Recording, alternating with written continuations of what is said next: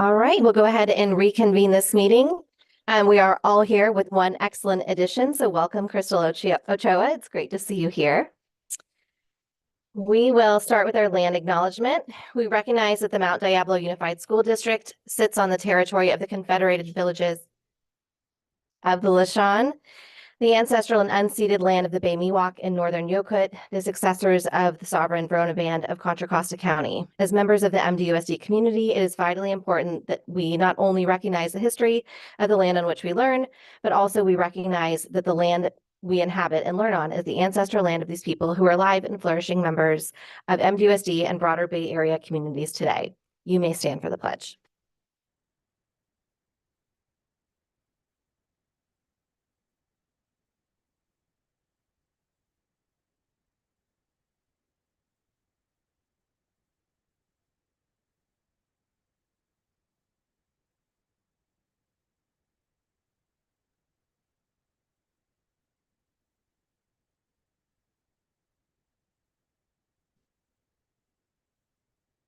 All right, so that brings us to 6.3, review and potential approval of minutes for regular board meeting held June 26, 2024. Madam Chair, I make a motion to approve the minutes for the regular board meeting held June 26, 2024. Second. Okay, that's a motion from Trustee Mason and a second from Trustee Mayo. Trustee Ochoa, how do you vote? Yes.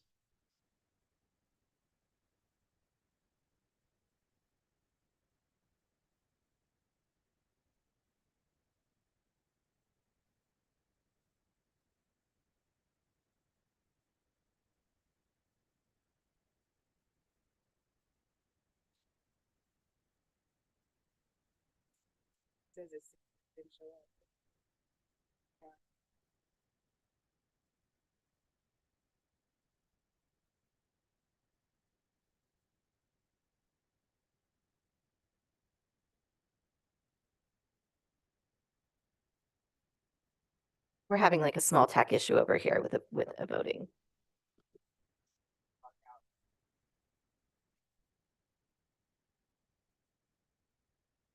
I'm logging out and then I'm gonna log back in. Because it said I was synced. It's everything is right, but my voting didn't show up.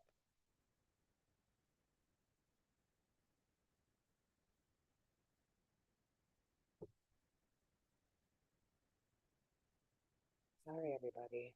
There it is. All right, so that motion passes 5-0 with concurrence from our new student board member. So that moves us to 6.4, review and potential approval of the agenda. Are there any changes to the agenda this evening? No changes, Madam President. Madam President, I move we approve the agenda as presented. I'll second that. Okay, that's a motion from Trustee Count and a second from Trustee Mason. Trustee Ochoa, how do you vote?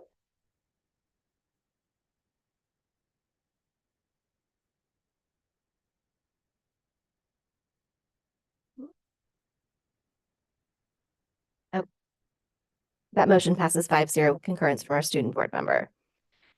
So we get to move to the 6.5 oath of office for our new student board member, Crystal Ochoa.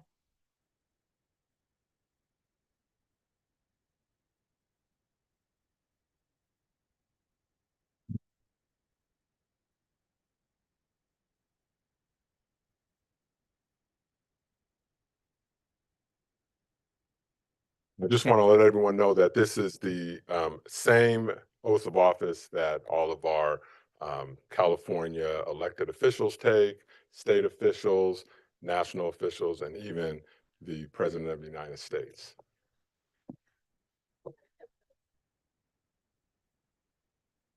I, Crystal Ochoa, I, Crystal Ochoa, do solemnly swear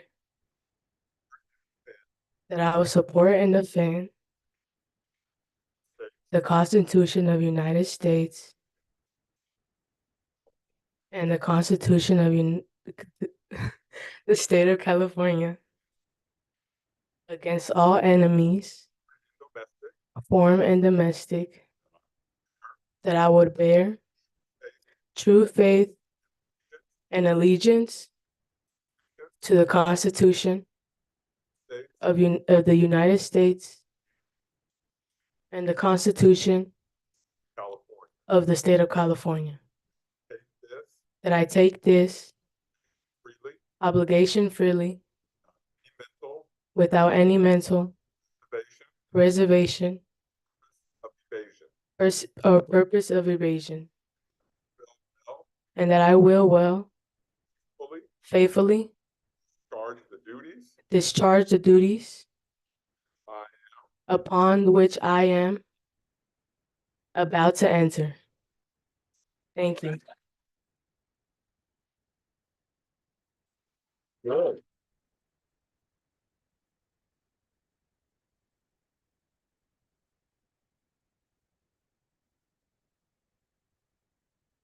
We're really excited to have you, clearly. So congratulations. You have a big cheering section.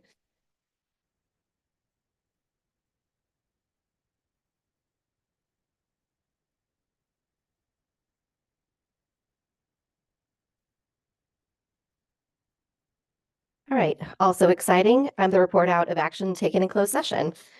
So we started with 7.1 negotiations. And so the board received information for that item.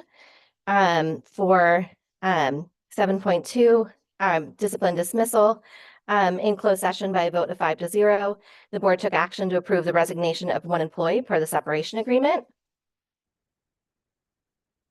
For 7.3, the confidential student matter. Sorry. Just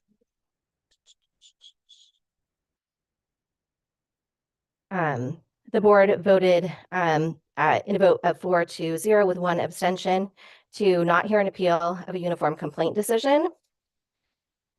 7.5, the conference with legal counsel.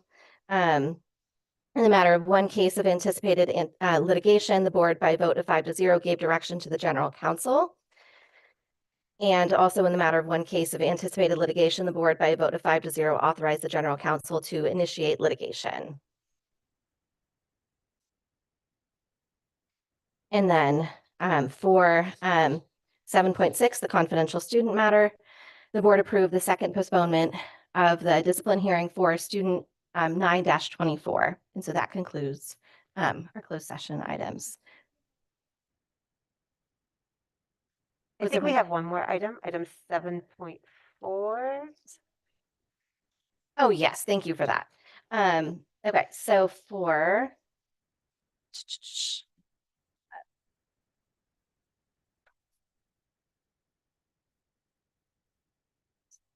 so for admission, that was the board approved, sorry.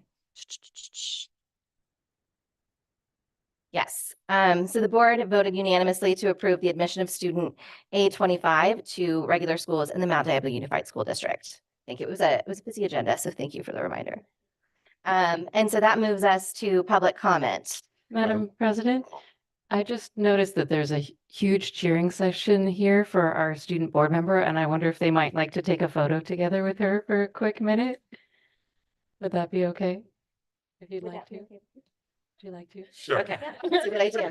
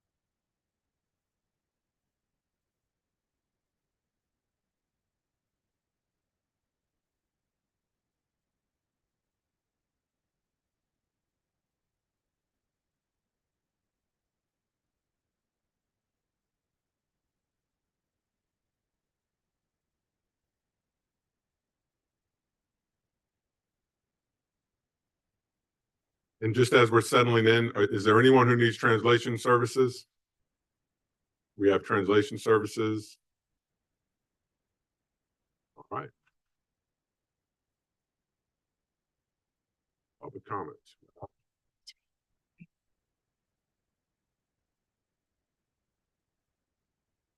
Okay, so this is the part of the meeting where the public may address, sorry, my computer's put me on the wrong item, but yeah, it's moved on to communications. Oh, thank you. Thank you. Okay, so this is where the public may address the board regarding any item within the jurisdiction of the Board of Education and the Mount Diablo Unified School District that is not on the agenda. Speakers must submit a speaker's card to the board secretary, so we have those right here. We'll call each speaker to the podium. Presentations are usually limited to about 3 minutes each. We have 9. Can we do the full 3 minutes for each speaker? What do you think? I think we probably can. Yeah, okay. All right, so, and speakers are not allowed to yield their time. And then we'll also have public comment on each specific agenda item prior to board action thereon. Okay, so we will start with Lieutenant Colonel Marvin Davis. Good evening, Madam President, Dr. Clark, board members. I'm Lieutenant Colonel Marvin Davis, the Sea Army instructor of Mount Diablo High School. And with me, I have Sergeant First Class Ronnie McGee, Army instructor. All right. As a retired Army officer, I have always been treated with respect, a standard that I expect to be upheld in my employment with Mount Diablo Unified School District. The Human Resource Department told Sergeant First Class McGee, myself, and others several times that the district does not view us as teachers. And also, this issue has been discussed during Medill Union meetings. I feel like we're being targeted. And we also feel like we're being treated differently from other teachers within the district. So my question to you, what is our position here at Mount Diablo High School? Are we teachers or what are we? We can't respond. We can't respond during public comment. Okay. But please ask the question. Okay, that's fine, because, you know, I personally, I feel like I'm being bullied. I mean, just, you know, every day you're hearing something different. Well, you know, you're ROTC instructor, it really doesn't matter, you know, and that's how I feel. I'm pretty sure that's how Sergeant McGee feel also. You know, I've been working the last 2 years without receiving my full pay. The last 2 years. I had 4 meetings with HR and budget, and they still can't get it right. So, you know, personally, I'm up to here with it.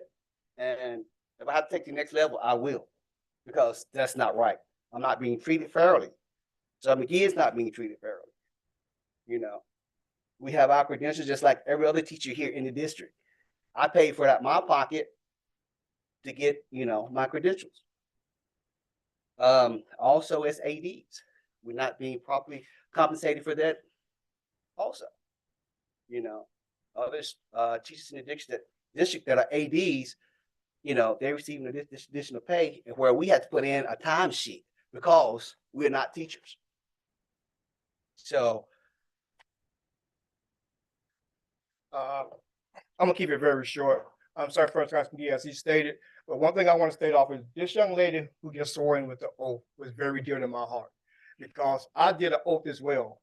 And I served the oath for 22 plus years, 8 months and 3 consecutive days. I did that.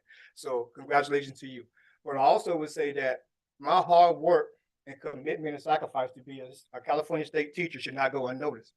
It's not up to your opinion. It doesn't matter what you think and what you feel. It's what I earned, and you cannot take that away from me. Okay, so for whatever HR think and feel, we have our credentials. It's here in the school district. He need to honor that. And thank you for your time. Your teacher demise. Thank you. thank you. Thank you. Thank you for your comment.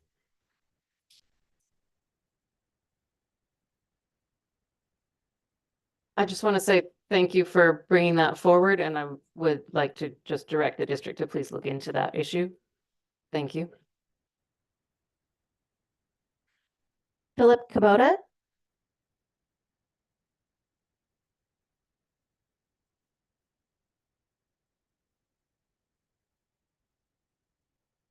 Good evening. My name is Philip Kubota. I'm a second grade teacher at Rio Vista Elementary, one of the 3 schools that is undergoing renovations. Before I became a teacher, one of my first jobs was at a facilities coordinator for a gaming company in South San Francisco. Due to growth, I assisted in the expansion of the existing facility as well as build out of a new warehouse with offices. I know from experience that it takes months of initial planning, back and forth negotiations with contractors, and multiple revisions of contracts to get things off the drawing board. Earlier in 2024, we learned that Rio was going to be renovated. However, it was not until May, during our one and only meeting, that we were told that construction was to begin the day after the last day of school, and that it would be completed by the time we returned. At that time, I asked if requests for proposals had been sent out, and was told that people were, in fact, at that exact moment, touring our school in order to collect information for bids. Right then and there, I knew that there was no way that construction would be completed by August 8th. My old classroom was to become a new renovated TK class, and I had to move. By the end of the year, I had 102 boxes packed. Due to the construction going on at school, these were not delivered to my class until Tuesday, August 6th, 2 days before the start of school. I basically had 1.5 days to empty cabinets of old materials, clean the classroom, and go through my 102 boxes so that my classroom would be ready on the first day of school. According to the plans, I will have to move an additional 2 more times before the school is finished. There are still various phases of construction going on. Multiple offices and the library are not finished. No timeline for completion. The cafeteria does not have AC that was promised. Many areas have exposed wire and conduit. New doors that lead to exterior hallways are hollow core bedroom type from Home Depot. There is broken glass and screws and a pile of furniture on the playground. The hallways are covered in sawdust, and drywall mud. When the wind blows, it gets into your eyes. There are no window coverings in any of the new rooms. Bathrooms are just now operational. For the past several days, staff had access to only 1 bathroom.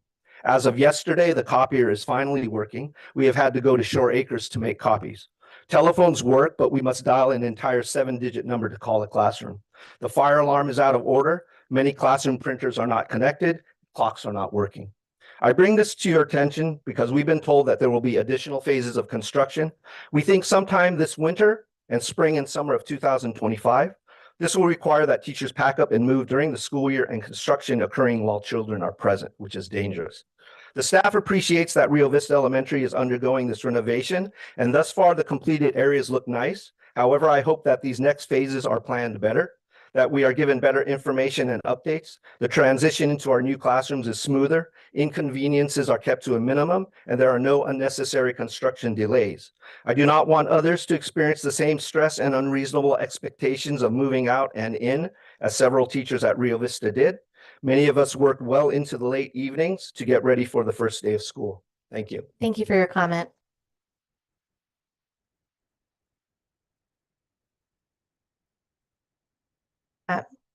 Colleen Van Outrave. And please correct me if I mispronounced your name.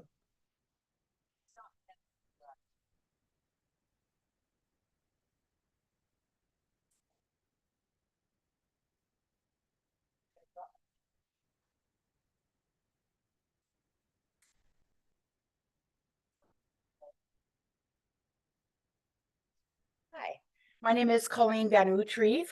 I have been a teacher at Mount Diablo Elementary School for the past 25 years. I wanted to talk to you about the Williams Textbook Sufficiency Act and the LCAP, where I am required to provide high quality education and college and career readiness to my students. As of the start of school, I do not have the district adopted social studies workbooks for any of my children. As of the start of school, I do not have the district adopted language arts workbooks for any of my children. As of the start of school, I do not have the science adopted workbooks for any of my children. As of the start of the school, I do not have the M-Class kit, which is the reading assessment that I'm required to give to every child in my class before August 30th, and I do not have the M class kit. No teacher at my site has any of these items for their children. The only thing we have, huge shout out to your print shop. Print shop got us our math workbooks. Those we have. Otherwise, we are there and we have absolutely no workbooks for any of our children. I am also at a site that is doing upgrading. For these people, we have 2 bathrooms with 1 stall in each bathroom. During my morning recess, I have 10 minutes before I have to go out to my yard duty, and I have to stand in line to use that one restroom. The other day, I couldn't, I had to go to my yard duty. Not nearly as important as making sure my children have the curriculum, is that there's no clocks, there's no bells, and no air conditioning in many classrooms. And that's all I wanted to say. Thank you. Thank you for your comment. Rebecca, Carcamo.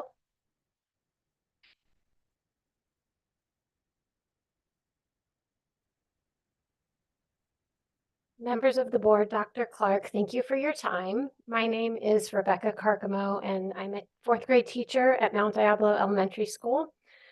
This is the site that is one of the sites that's having the renovation.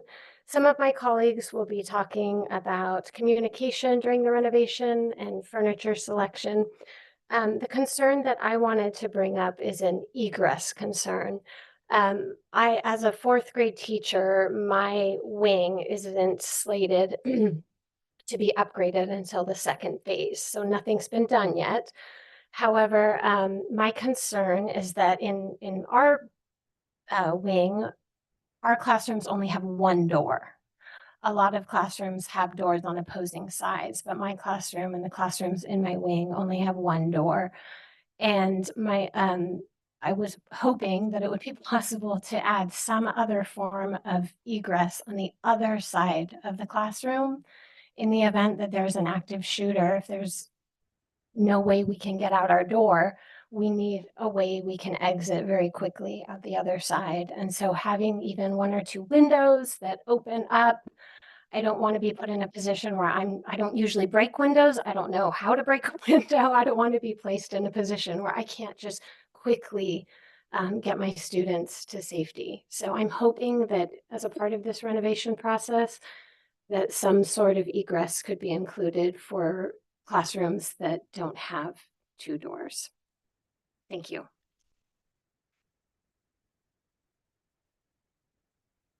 Thank you. Joanna Shelley.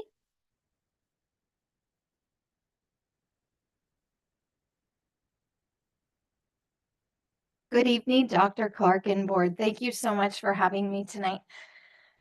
My name is Joanna Shelley, and I'm a kindergarten teacher at Mount Diablo Elementary. While I'm grateful to be part of the renovation, I do want to bring some things to your attention. I'm in phase 1 of the modernization project. My hope in speaking to you tonight is twofold. I hope to shed some light on the student experience at my school, as well as urge you to consider how to keep our students as the North Star as we move into the next phase of modernization. School has been in session for almost 1 week now, and the construction process seems to be far from over. One of my biggest concerns is student safety. I appreciate the cleanup crew as well as the street sweeper that was able to help alleviate the construction debris throughout our campus. As there are still crews working in and out of our classrooms during the school day and after school, students have continued to find screws, nails, loose wires, unprotected pipes, 120-volt open outlets are live and active, yet the wires are hanging out of the structure, and cigarettes in our classrooms as well as on the playground. Academic time lost due to the modernization project is another paramount concern. Crews have been working to get our air conditioning, phones, intercoms, clocks, and internet up and running during the school day. Students are disrupted during instruction by knocks on the door, questions regarding where something might be, and crews, sorry, in and out. I am sure you can imagine how disruptive this can be for kindergarten students. They are only 5. The first weeks of school are crucial for setting up routines and procedures, and students have not yet built the stamina to ignore distractions. Functional furniture is important, especially as we move into the 21st century classroom. The furniture that has been chosen actually provides less opportunity for my students to work in small groups and to function with independence. Large, awkwardly shaped desks have replaced tables that once fostered collaboration and conversation. There is not a place for students to hold materials we use daily, like journals, crayons, glue sticks, and scissors. Instead, valuable teaching time is spent by me passing out these individual supplies to students. I worry about how all of this will impact their learning, as well as the relationships built between my students. One colleague of mine shared a story with me I would like to tell you. A student came to them on the first day of school excited for kindergarten. The student asked if they could read a book. The teacher had to say no. Their books were still packed away in boxes because not a single bookshelf was included in the modernization classroom. Thank you.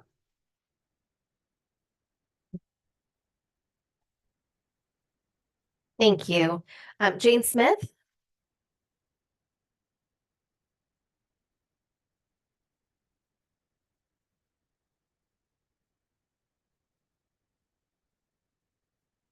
Hello, Dr. Clark. We meet again. Thank you so much for listening to us. I'm from Rio Vista Elementary. And I appreciate all of you listening to us. I'm here for the purpose to be for my students because they're unable to come here, so I'm representing them. So some of our concerns is their safety, which you've heard before with the window treatments. The windows are beautiful. They're very clear and they let in so much light, but unfortunately they let people also look into the classrooms. And if we have an intruder drill, we usually can pull the curtains over, but we can't do that anymore. Another concern I have is we don't have the curriculum we need. Usually we have our Wonders program delivered and we have our social studies and our science ready to go, but we don't. And so we're on a kind of a holding pattern right now. Thank goodness teachers are very creative and they're able to come up with their own lessons because we're pros, right? We know what to do. I want to do a shout out for Medea leadership supporting us and coming to our campus. I appreciate Dr. Clark coming in the first day of school to check things out. I really know he's very busy. I also want to do a shout out for our site, our team, our teachers who've been working so hard, and also M&O. They came on the day before school started to help, which I also appreciate. And it's just been tough because teachers have been getting into their classrooms. I think it was the day before school started at 1:30 p.m., which is so stressful. So we all helped them out and they were there so late that unfortunately I could not help them out that late, but they've been working really hard. So I suppose the main reason I'm here is just to say safety for students. These windows, the window coverings coming in a couple months. I'm very worried about that. We do also have the same bathroom concerns. One bathroom for so many teachers. There was a line the other day, and they said, "Oh, you go first because I have 10 more minutes than you," and so forth. And then the curriculum. So thank you for your time. Please come visit our sites. It is quite beautiful and what's done, but we would really appreciate seeing you on our campus too. Thank you.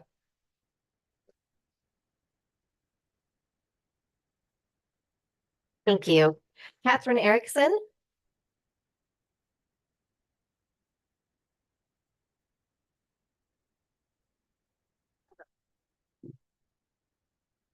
Good evening. My name is Catherine Erickson. I am a 5th grade teacher at Mount Diablo Elementary School.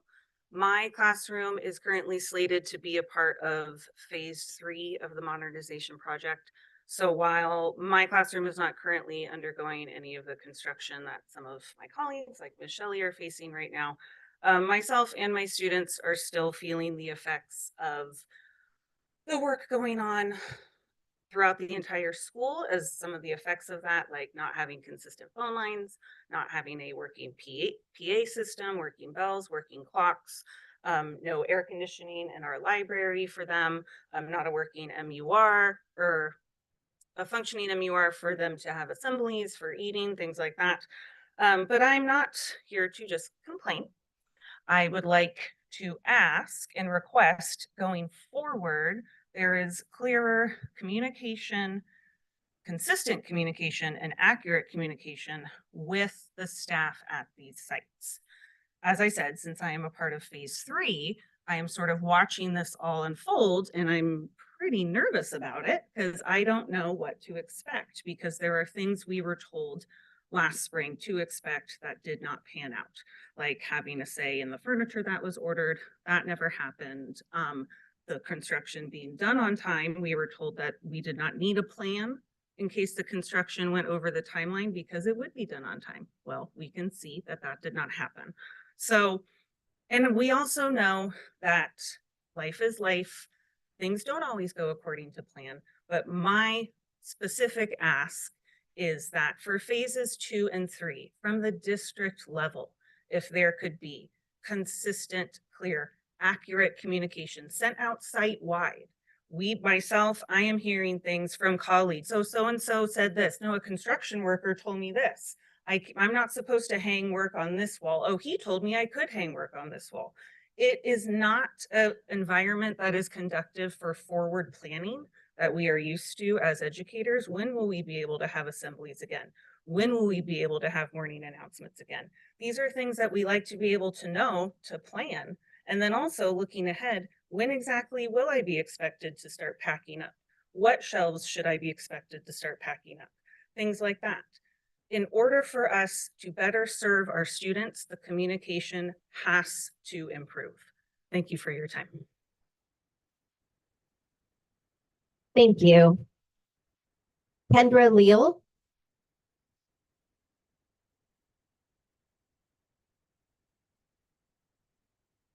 Hi, my name is Kendra Leal, and I'm a teacher at Mount Diablo Elementary. Pretty much they've said everything I want to say. My difference is I teach first grade. We did not have any say in the furniture. I'm in a kindergarten classroom. There are 14 wobble seats and 14 chairs, which means my children don't have a choice. They have to either sit on a wobble chair or a regular chair. I'm dealing with tables, lots of tables, and no place to put any stuff. I'm one of the teachers that has half my stuff in boxes because there is no storage in the room. We were told that we wouldn't need any of our old furniture. Luckily, I saved some of mine, but there are bookshelves. There's not one bookshelf in the room. We have plastic buckets that all of our stuff goes in, but there's nowhere for my students to put things on the tables. They have a cup with crayons and a pencil right now, and I pass out all their stuff every day and have to collect it every day. So I'm frustrated. I understand that numbers change, and we ended up with a kindergarten. I knew I was teaching first grade at the end of the school year, so they should have known as well. But the room was not ready. We didn't get in until Monday after lunch. We had to be ready on Thursday. We had no air conditioning, so we worked till midnight every night, all of us, setting up our rooms. And I still, like they said, there's still construction people in there every day. I left today at 4 o'clock, and they are just unlocking the door, coming in, looking at this, looking at that, but there are still open wires. We don't have sinks in any of our classrooms. No sinks means our kids are not washing their hands regularly. They have to go to the bathroom to do that. There's a big, we've all put boxes and things around it, but we have to protect the kids because it's a big open pipe. So I just think that they need, and we have no office. Mount Diablo has no office. So parents are coming to school. They're wandering all over school trying to find the office because they're having to go into a classroom. We're down to one copier. We have a very large school, and we're all sharing 2 bathrooms. And at least from what I heard, the new plans, there's only gonna be 1 bathroom in the office. So that means our staff used to have 3 bathrooms in the office. We're gonna be down to 3 bathrooms school-wide. It doesn't seem like they considered us at all in the planning of the classroom. One last thing is we all didn't get to choose any of the colors. All of our rooms are painted either blue or green. So you either got a green wall or blue wall, and there is no place to put up student work. And I feel like my classroom is very student-centered, and I'm having to magnetic everything up onto my magnetic whiteboards. I'm just really disappointed because I was one that was super excited to move into my new classroom, and it just has not been a good experience. So I just hope going forward that for phase 2 and phase 3 that you consider the teachers when planning. I can't imagine a classroom without bookshelves. I was blown away. They took them all out. We had classrooms with bookshelves and we have none now. No storage. You can put storage as far as this. So if you have big books, they don't fit into anything. So please consider the teachers' opinions when you're redoing their classrooms. It would really be helpful. Thank you. Thank you. Cora Mitchell.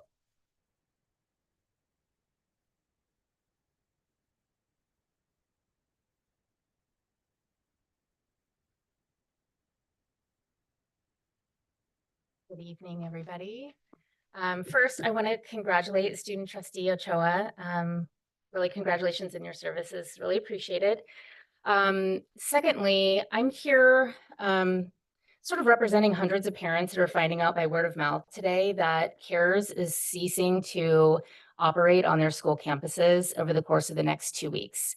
Families have received zero communication whatsoever from the district, not one text message, a parent square, an email, a flyer, nothing about what is happening with their after-school care for their kids. It's really troubling that there seems to be no real plan that's been told to us about what the transition is going to look like. There's grumblings about other agencies that are going to be taking over, but no real formalized plan about what that the change of staff might mean for students. I don't know if it's forgotten that these are our kids and who cares for them is important to us as parents, but it seems like the communication piece is severely missing and we're all sort of panicking. Again, finding this out word of mouth without any type of formal communication from the district about what's going to happen for our kids going forward. Some of these children have been in these programs for multiple years and have bonded with their teachers, and they have no way of knowing. Parents have no way of discussing this transition with their kids or helping to prepare them for the changes that might be coming because we just don't know. So I just wanted to bring it to your attention. I'm not sure if you're aware, but this seems like a huge deficit in the communication from the district.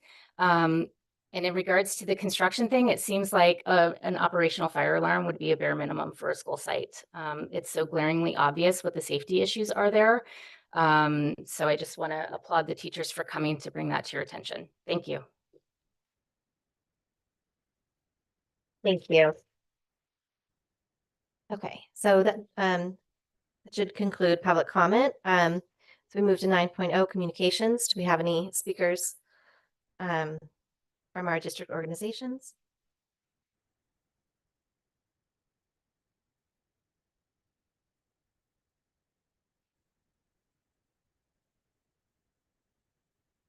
Thank you. All right. Linda Ortega from Medea.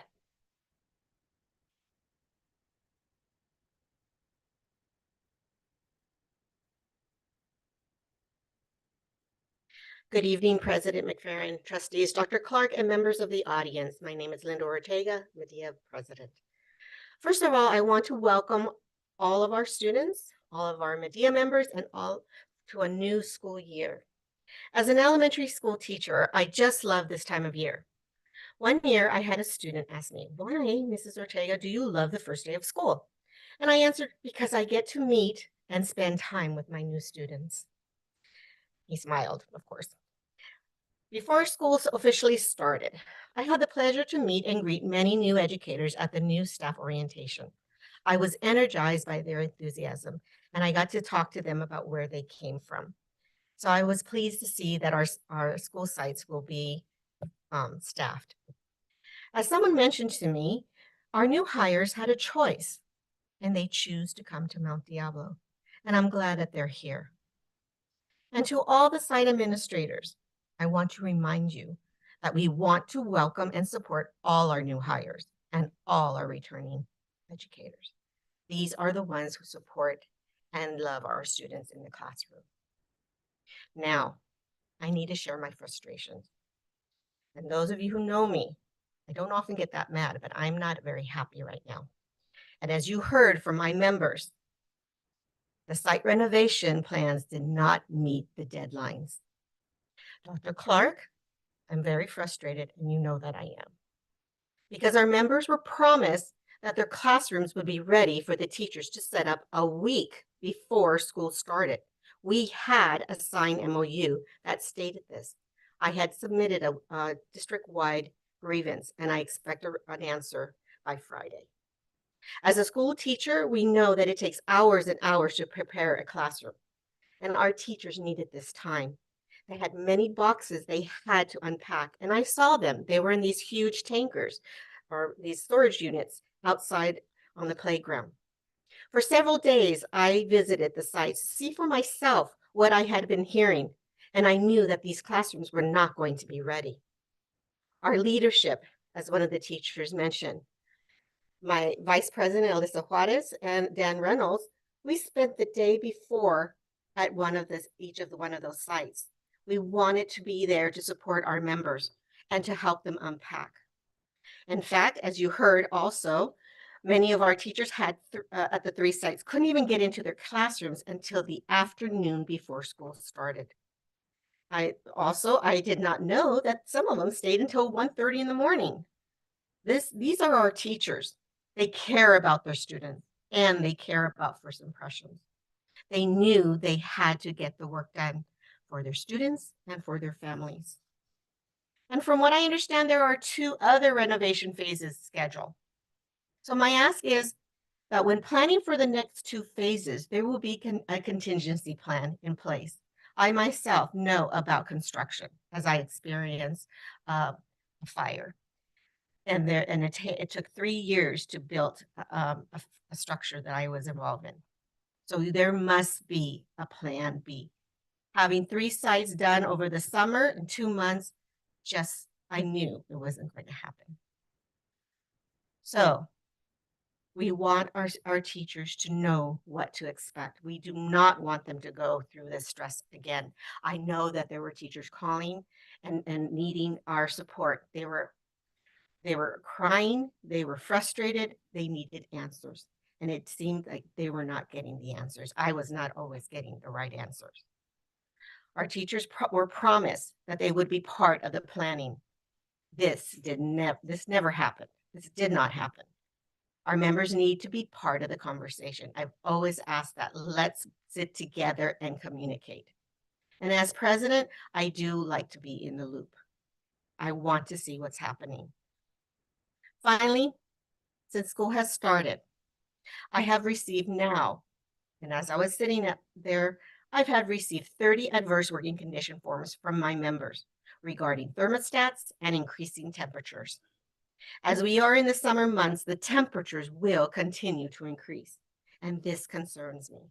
Students cannot learn if the classrooms are too hot. And Dr. Clark, I know we just started conversations and we both want the same things for our students. So let's schedule some time that you and I can meet to work on these issues. Thank you.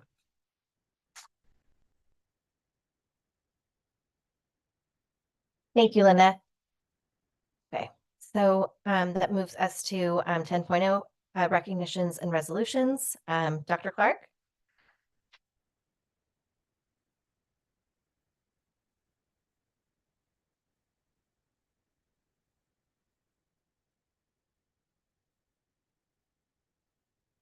Thank you, Madam President. I have before you term waivers.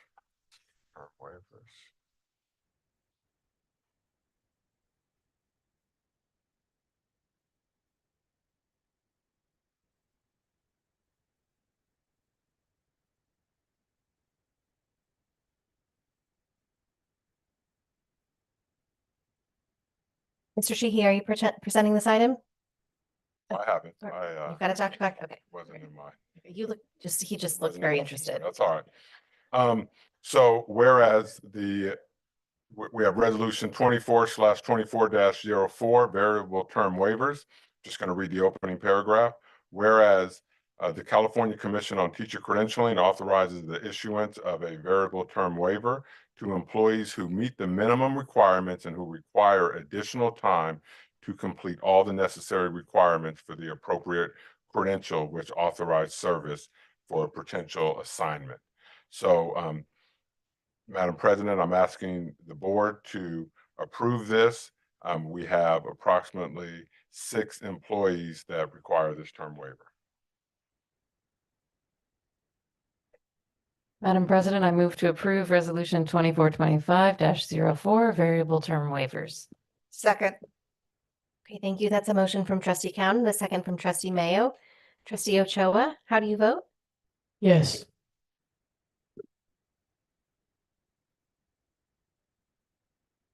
Okay, so that motion passes 5-0 with concurrence from our student board member.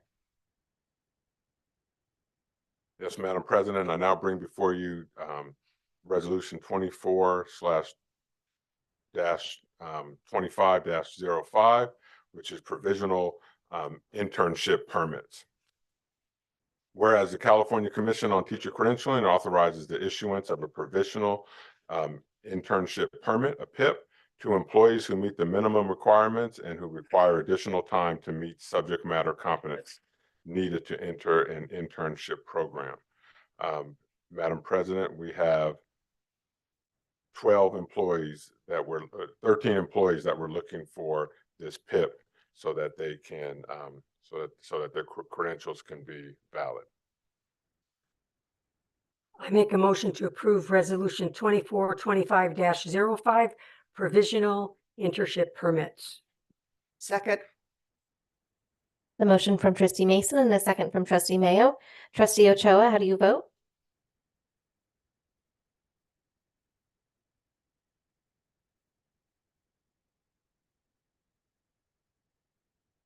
And that motion passes 5-0 with concurrence from our student board member. Great. And our last resolution for this evening is Resolution 24/25-7 in recognition of Fentanyl Prevention and Awareness Day. And as I present this again, I just want to thank Linda Pete for her leadership in this area and her team that has been delivering the fentanyl informational nights throughout our high schools and middle schools. And we're looking forward to more of those presentations this year. So whereas we are supporting the goals and ideas of Senate Resolution 323 on Fentanyl Prevention and Awareness Day, which is August 21st, 2024, and whereas families in the United States, Contra Costa County, and even in the Mount Diablo Unified School District have been affected by the use of illicit fentanyl use.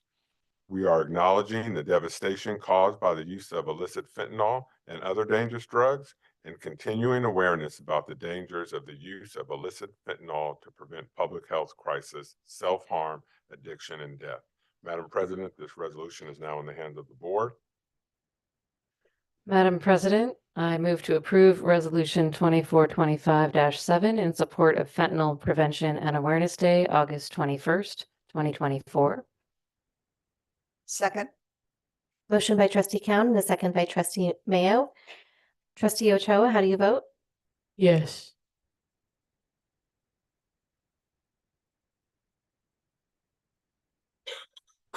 And I would also just like to say thank you to Miss Kelly Perkins and all of the other families who have shared their stories of loss, so that people can learn and prevent future tragedy, and Carson's Wings of Hope.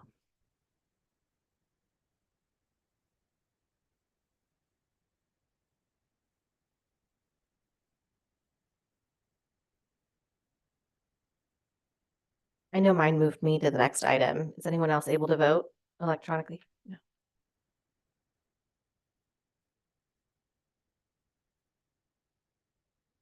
Oh, it's for info. Oh, thank you. We're just really excited to continue supporting this work, I think, is really what the takeaway is for that. Thank you. Thank you, Laura. Okay. All right. So we move to public employee appointments. This is exciting. Great. Madam President, I just want to say that our Human Resources Department has been extremely busy this summer. I know a few years ago, as I said, as we were working on on things here in the Mount Diablo Unified School District. I talked about having this be a destination district, not only for our students, but also for our staff members. And I think we have been fortunate enough to add many new additions to our team. And I have Ryan Sheehy and Kim Bayana, who will be presenting our new administrators. Good evening, board members, board and Dr. Clark. During the summer, there were interviews were conducted and candidates were appointed to fill the following administrator positions for the 24-25 school year. For the Director of Secondary Sport, we have Ruth Steele. For the Director of College and Career Readiness, Heather Fontanilla. Executive Director of Fiscal Services, Gustava Aguilera. Family Involvement and Community Engagement and Program Coordinator for African American Student Achievement is Lamont Francis. The Instructional Program Specialist Differentiated Support, Diane Fitzpatrick. For the Program Administrator for the SEEK program is Carrie Buchek. Executive Director in Human Resources and Risk Management, Ryan Sheehy. A Program Specialist, Counseling and Restorative Practices, Pedro Arroyo. Social Work Specialist, Vanessa Casillo, and Vice Principal Adult Ed, Andrew Forder. And if we have any of those people in the crowd tonight, if you'll please stand.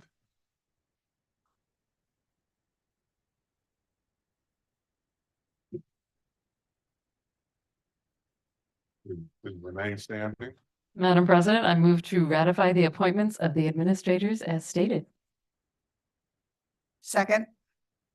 It's a motion from Trustee Count and a second from Trustee Mayo. Trustee Ochoa, how do you vote?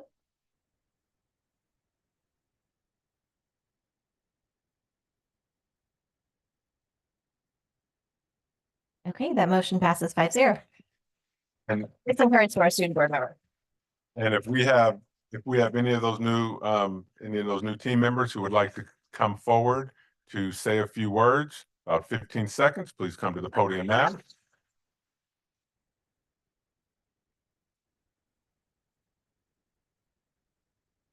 Thank you, Dr. Clark and the board for having me. I'm really excited to be part of the adult program at Loma Vista, especially with the direction of Victoria and all of the support from the district. We really do appreciate it. So thank you. Thank you so much.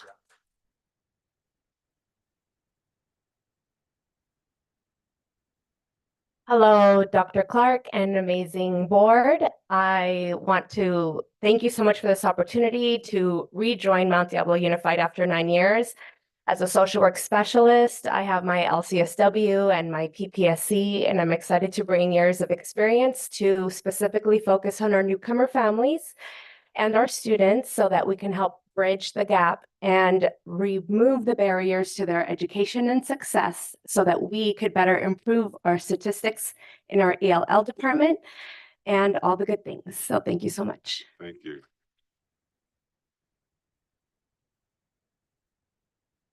Good evening, Good evening, Dr. Clark and the board. I'm very happy and excited to be joining the Mount Diablo team. I've lived in this community for the last 20 years, but never found a job here. So I'm so happy to be serving the community I live in, and it's day 13. And I've been very excited working with the principals and the other members of the district team. So thank you so much for appointing me to this position. Thank you. Hi, Dr. Clark, Board President McFerrin, and the rest of Mount Diablo Unified School Board. Just want to take a few minutes to thank you guys so much for the continued support that you give in our development of a college and career department to support our LCAP goals of graduating all students college and career ready. I also want to take a few minutes just to thank the people that have kind of supported me in the development of this program. Victoria Body, the Director of Adult Ed, Stephanie Roberts, Director of MTSS and Partnerships, and Samantha Allen, our new Executive Chief of Instructional Support Services. I also want to thank the entire Instructional Services Department because they are amazing and they are so supportive of the work that we're doing. I also just want to take a minute to thank my husband, Jeff, who's here with me tonight. This is my, Sure, okay. I'm starting my 27th year in Mount Diablo Unified. He's been with me for most of this time. He's the one that hears all my frustrations and has supported me with all the late nights that I have to do for this work. So I just want to thank him and thank Mount Diablo Unified. It's been a great place to be, and I'm looking forward to continuing this work. So thank you so much. Thank you.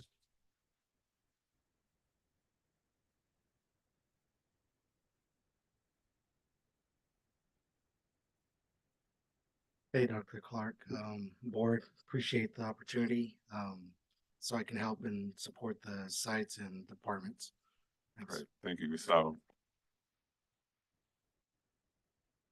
Dr. Clark, President McFerrin, Board of Trustees, I just want to thank you for the opportunity to continue to serve the district in the role of human resources and risk management. I look forward to continue the work.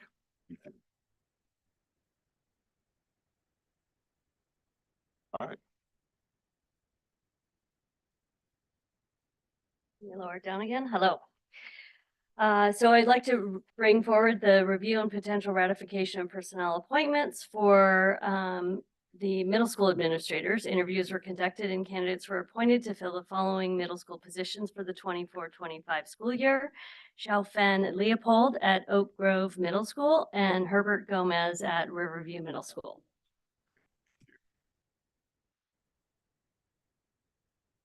Oh, and the program specialist. Thank you very much. Program specialist, categorical program site-based is Shaylon Casas at Oak Grove Middle School as well. I move to ratify the appointments of middle school administrators as listed. Second. Second that. It's a motion by trustee Nzewi and a second by trustee Mason. Trustee Ochoa, how do you vote? Yes.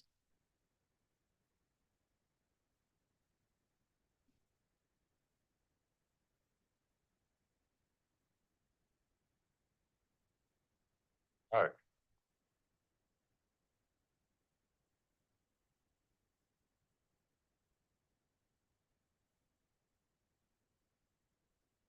Yeah, Okay. keep going. 11-3, Great. yeah. Review and potential ratification of the personnel appointments for high school administrators.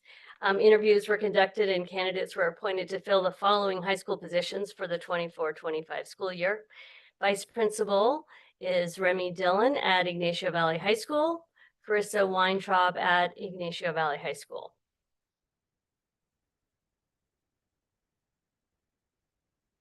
Madam President, I move the board approve the two vice principal appointments, Remy Dillon at Ignacio Valley High School and Carissa Weintraub at Ignacio Valley High School. Second. Motion by trustee Mayo and a second by trustee Nzewi. Trustee Ochoa, how do you vote?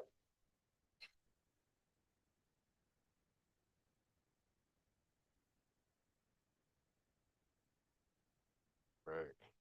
And Ms. Viana, if any of them are here, please have them stand. I just see a mass of people out there, so that might be high.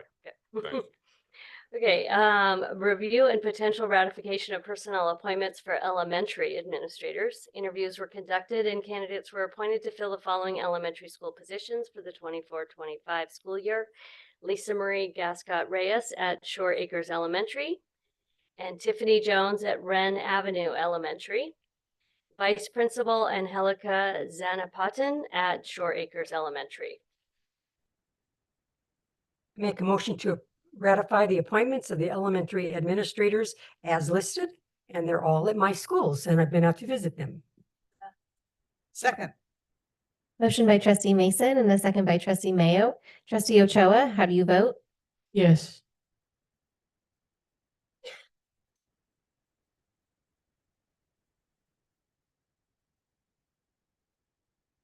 All right.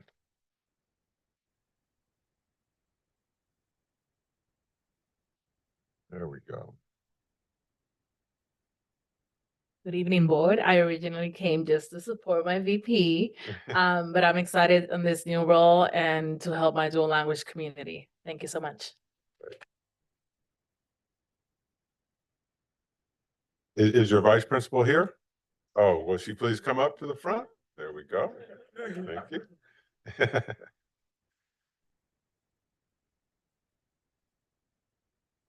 Good evening, Dr. Clark and school board. I would like to say thank you for this opportunity, and I look forward to serving the Shore Acres community. Thank you. Thank you.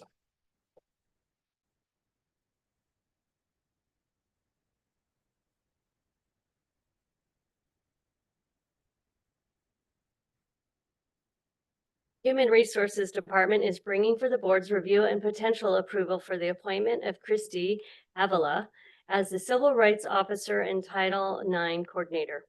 Christy has 5 years' experience in education with a focus on ensuring schools are equitable and safe spaces for all stakeholders.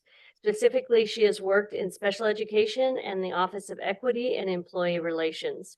Prior to her work in education, she served the immigration community for 18 years, providing legal support to families facing fear of deportation. Christy holds a bachelor's degree in Latin American Studies and a Juris Doctorate. Christy expects to become a licensed attorney by the end of 2025. Christy is married and the mother of 2 children.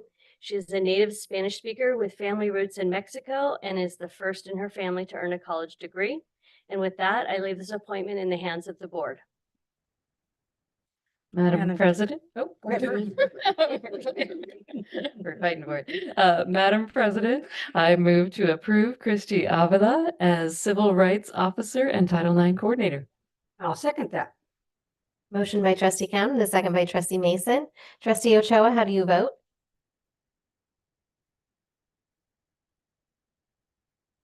Yes.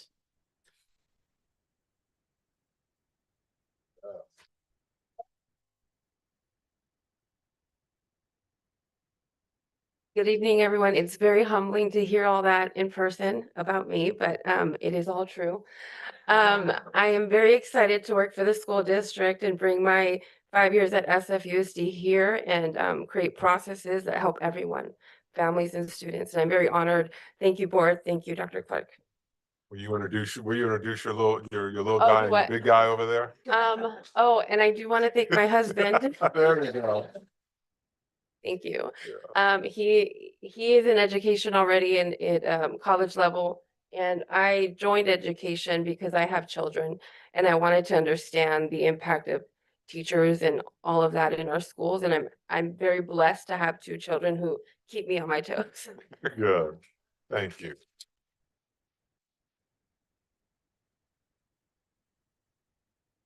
If any of our new hires would like to escape now, we're going to be here for some time.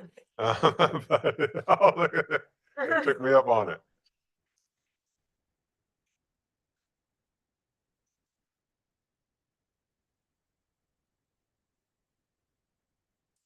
I know.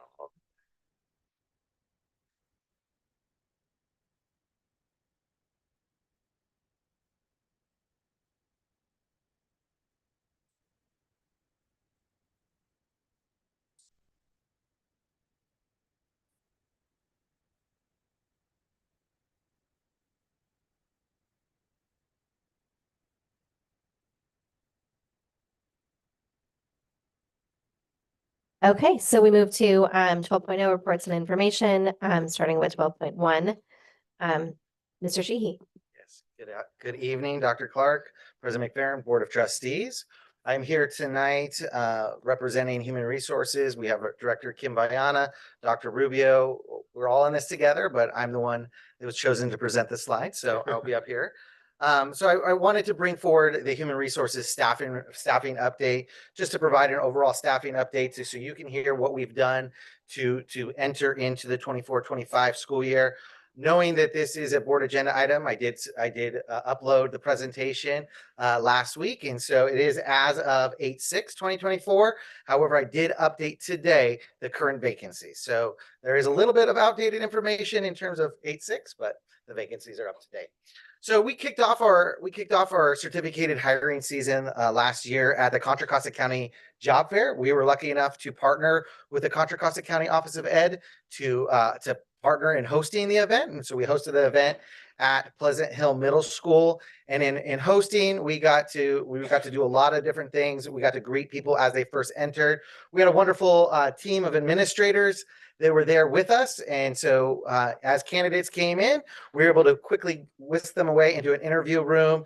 We were able to hire some great candidates. And so February was our big kickoff to that season. So looking at recruitment, what have we done? We've over the past few years, we've tried multiple ways to get people just to get onto our website, look at the positions we have, learn about Mount Diablo. And so this year we took a different approach. We hadn't tried transportation shelters, billboards.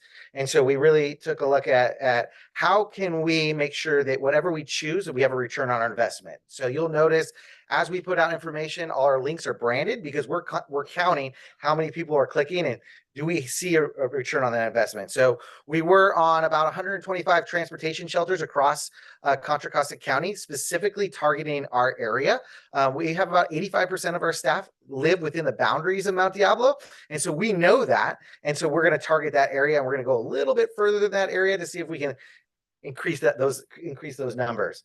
We do a lot of Facebook ads. We target Facebook. We target areas, communities, and demographics to make sure that we have that. We tapped into LinkedIn ads this year. This was the first try at that.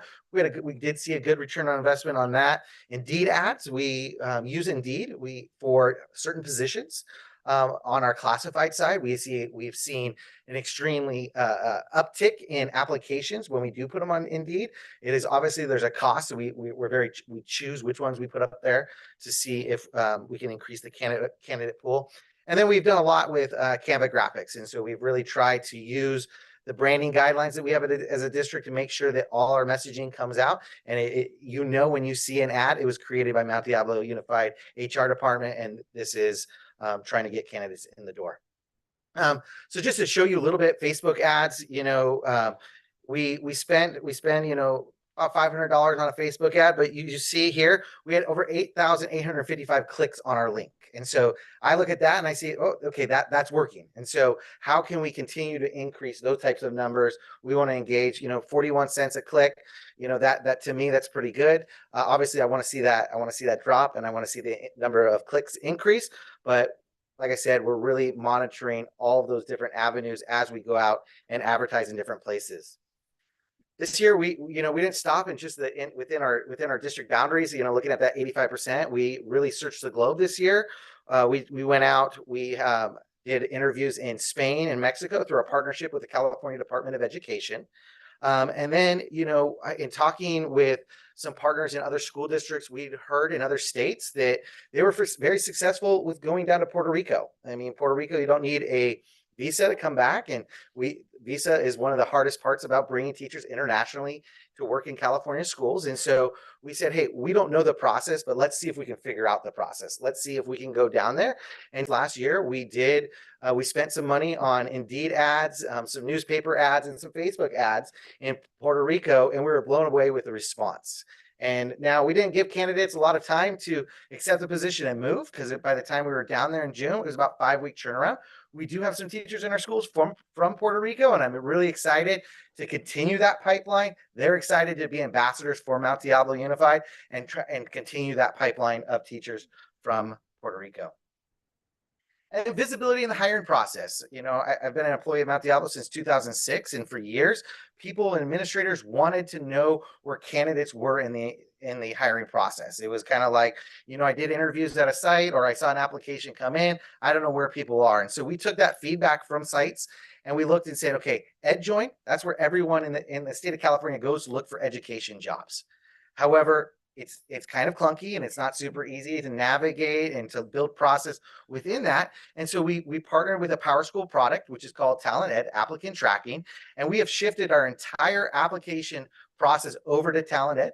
Now we still advertise on EdJoin because that's where everybody is. And that's where all candidates, but we drive them back to Talent Ed for the application. And so that way administrators can see and hiring managers can see where people are in the process. You can invite candidates in for interviews through that platform. You can put your notes in there. So we have a one-stop shop to see where people are and to really expedite that. We also noticed that sometimes one of the complaints we had heard is that onboarding process was slow. And so we transitioned to an online onboarding process as well through with a partnership with applicant tracking and records. And so we merged the two. And now, as soon as a candidate accepts the job, they get their onboarding paperwork sent to them immediately and a link for to schedule fingerprints. And so they're able to navigate that. We also don't want to eliminate the human piece of that. And so we do invite them in. We have those conversations during their fingerprint appointment. We check the I-9 and we really look and see how can we make sure that we're providing the service that they need to make sure that they're welcome. And we are going to be doing some research and receiving feedback from individuals that have gone through that, just to make sure that, hey, this is working, this is meeting the needs, we're getting people in. Sometimes, you know, over the last couple of weeks, I saw a candidate, we saw a recommendation to hire, and they were cleared to work within 3 days. And that is because of the onboarding. They were able to do it fast. They scheduled their fingerprints right away. The DOJ spit back the fingerprint report real quick, and they had a TB test ready to go. Now we also have some candidates come in that drag their feet on the paperwork, and that takes a little bit longer amount of time. Where staff does reach out just to make sure that, hey, we're continuing on that onboarding process. So who's applying? We look and see, you know, as we look and as I shared where we're kind of targeting people, you know, how many applications are we getting? And so I'm proud to say from the kickoff of certificated hiring to, you know, when I pulled this data, you know, we had over 3,114 applications on the certificated side. That's fantastic. We don't have 3,000 teachers within our district. And so I'm happy to see that. I'm happy to see the people do want to come to our district. Now, not all of those meet the qualifications needed to be a teacher, but they went through our application process and applied. So then I took a look and I say, so every year we struggle, and we're not the only district in the state of California or in the United States to struggle finding special education assistants. And so let me drop down, look at the applications for our special education assistants. The month of July, we had 201. That's fantastic. We held a job fair in July, and I'm going to tell you right now, I was blown away with the caliber of candidates that came through. And so we had a lot of people with second careers that really wanted to come in and give back. And it got me excited to see the candidates coming in. And so we're really encouraging our sites to, as soon as a candidate comes in and you're cleared to interview, go ahead and interview, push those through. Let's try to fill those vacancies as well. You can see that our new program allows us demographics to see, like, hey, what ethnicities are applying to our school? Are we growing our diversity as a district? Are we bringing in educators that look like our students? And so we were able to see kind of the statistics as we go through that. In the month of July, we had 225 certificated applications come through. That's exciting because we all know that after June 30th, teachers that are currently in another district, they're locked into their contract. And so to be able to get that, that's fantastic. Like I said, not all of them meet the qualifications to be a teacher in our district, but that's a positive step in the right direction. And then, you know, we had 172 certificated applicants hired between February 23rd and August 2nd. And so that's a lot of people coming through our system, a lot of people being processed, a lot of people going out to sites. And so obviously there will be bumps in the road as we do that. However, I think major kudos and appreciation to the human resources staff, the benefit staff, the payroll staff, the entire district to really come through and find a way to make sure that the onboarding process, they're in the building, they're ready to go. We even had recently, one of our international candidates came in, didn't have housing. And so one of our HR staff met him on a Saturday, found him a house to stay in. They're actually got a rent-free as long as they feed the cat and water the plants. And so we were able to do that. And that's really a true testament to the community. That says that, hey, we're hiring people that care about people. And those are exactly who we want around our kids each and every day. So looking at hiring statistics. So like I said, we had 159 certificated non-management, 45 CSEA, Teamsters 19, and CST 17 hiring for the 24-25 school year. Now, classified, it's hard to break down what's a 24-25 school year versus nonstop because certificated hiring should be a seasonal thing. It should be that you're really hiring between February and August for the school year. Unfortunately, the way that we've been rolling the last couple of years, it's a year-round thing. Classified hiring is a year-round thing because anyone can resign at any time. You're not in a contractual year. So looking at certificated vacancies, this is a slide that I'm very proud of, and it's a true testament to the work that you all have done, the work that Dr. Clark has done, and the work that our school sites and our educators each and every day do. And so we have whittled down our vacancies. So you can see at the elementary level, we have 2 art positions and STEAM lab positions. And those art positions, those are Prop $28. They weren't available in the past, and we brought them in. And so we are advertising for them.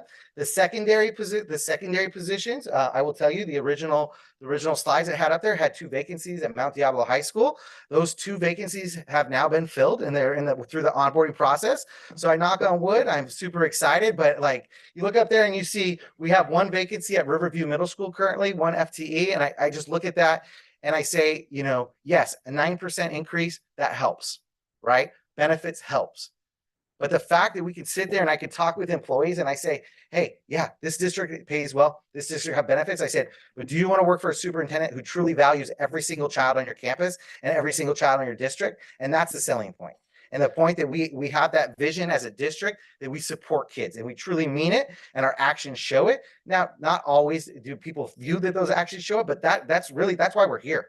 And that's why the work and the direction you have all given us. And I think that in itself is a massive selling point, and it's part of my pitch as I talk to employees, to potential employees.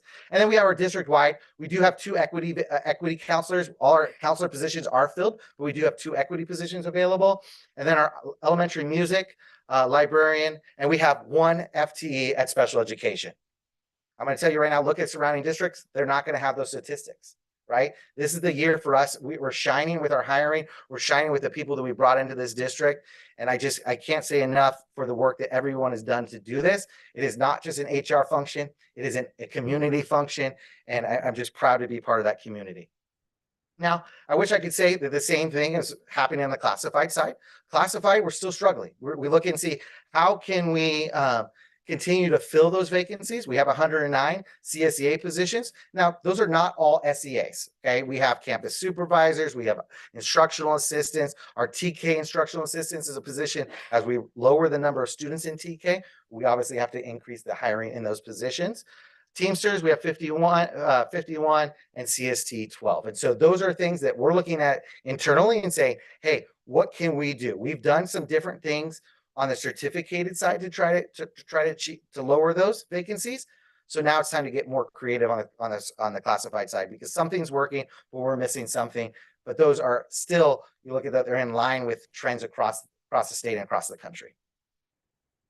Our substitute fill rates, because I would say largely in part because the board has continued to support the increased salary for substitutes. We have an extremely high fill rate on certificated. We are up at 98% fill rate. That's an increase. The number one complaint I get from subs now is I can't find a job, and I'm frustrated by it. And so we did pause applications over the summer, because we said, hey, we were getting some subs that we probably didn't want. And so we increased the rigor of the application process of subs, but we're ensuring that, hey, schools, like we do not have a problem with subs at the moment. Knock on wood, right? But the thing is, we want to make sure that we are doing our best each and every day to serve the kids, even if they don't have their normal teacher in front of them, we're going to put a highly qualified substitute in front of them. And so we're providing training opportunities for our subs. We're going to continue that. We're continuing the word of mouth. I know with our Promethean training, we've done a couple of those. We're going to continue those to really try to provide that support. Now, classified. Our classified positions range anywhere from 30%, 37% fill rate to 46, average about 46, depending on the position.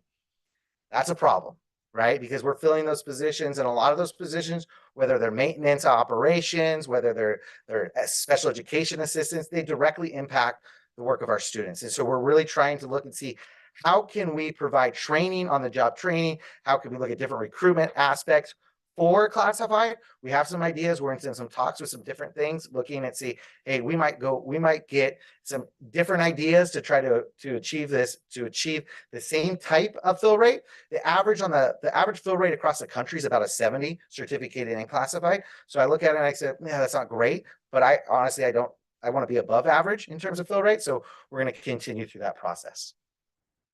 And then we look and see, what can we do differently? I shared a lot about we focus on the recruitment piece. And so one of the things too often HR departments and organizations forget to do is the retention piece, right? And so we're really looking at the retention and see, how can we shift and really increase the employee experience? And so We're going to look at different surveys that we can do and gather that feedback, but not just gather feedback. We want to do something with the feedback. We want to make it actionable because we want our employees to understand that, hey, when they provide us feedback, we're going to do something with it, and we're going to increase the employee experience to hopefully increase how they feel about the job and increase the performance of whatever position they may be in.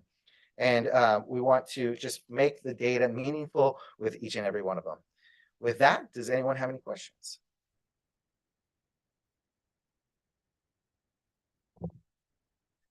All right. Thank you so much. Thank you.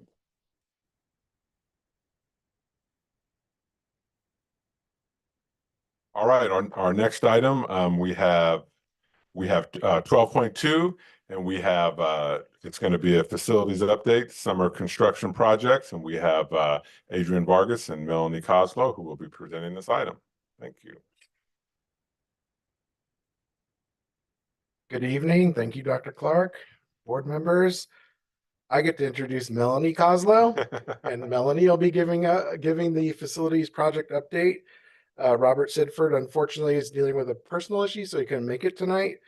But I have Melanie, our Executive Director of Maintenance, Operations, and Facilities, to give you all a facilities project update. Thank you. Good evening, everyone. Board members, Dr. Clark.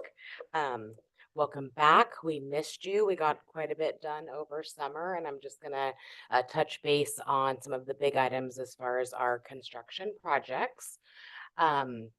So just jumping right in, we've heard quite a bit of feedback about our phase 1 modernization projects. I just want to extend my appreciation to the kindness and the rolling with the punches that site staff, site administration at these 3 sites have shown me and our team and our contractors.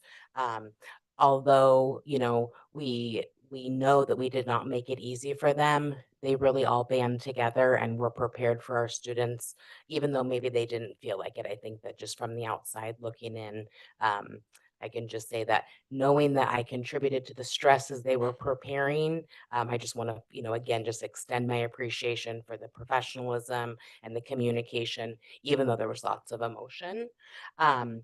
The modernization projects, as we shared before, we took on quite a bit of work. Our sites all have needs. They all need modernization. And we knew summer just keeps getting shorter, but our need doesn't go away. So we did quite a bit of construction for these phase 1 projects in about 9 weeks. We knew that we were going to have some items that were going to roll over into off hours. Unfortunately, a little bit more than we planned for that. So the biggest thing is that at all 3 elementary schools, Meadow Homes Elementary, Mount Diablo Elementary, Meadow Homes, and Rio Vista, they got a modernization. So biggest impact is floors, ceilings, lighting, new wall finishes, classroom furniture. We took care of a lot of code ADA accessibility issues. Not only does the state require that we do a certain percentage of accessibility upgrades when we do a state project, but also it just takes care of a need that we have out at the school. And then we had quite a bit of HVAC replacement. So those are like the big scope. That doesn't mean that there's not a lot of other pieces that go along with it. But I just want to kind of jump in to be able to show our community this wasn't just throw some paint on the wall, clean up, that sort of thing. We really tackled a huge need that we had. So these are just various project photos showing that we basically went down to, the studs. We replaced all of our technology infrastructure, pathway. We had electrical, lighting, all new flooring.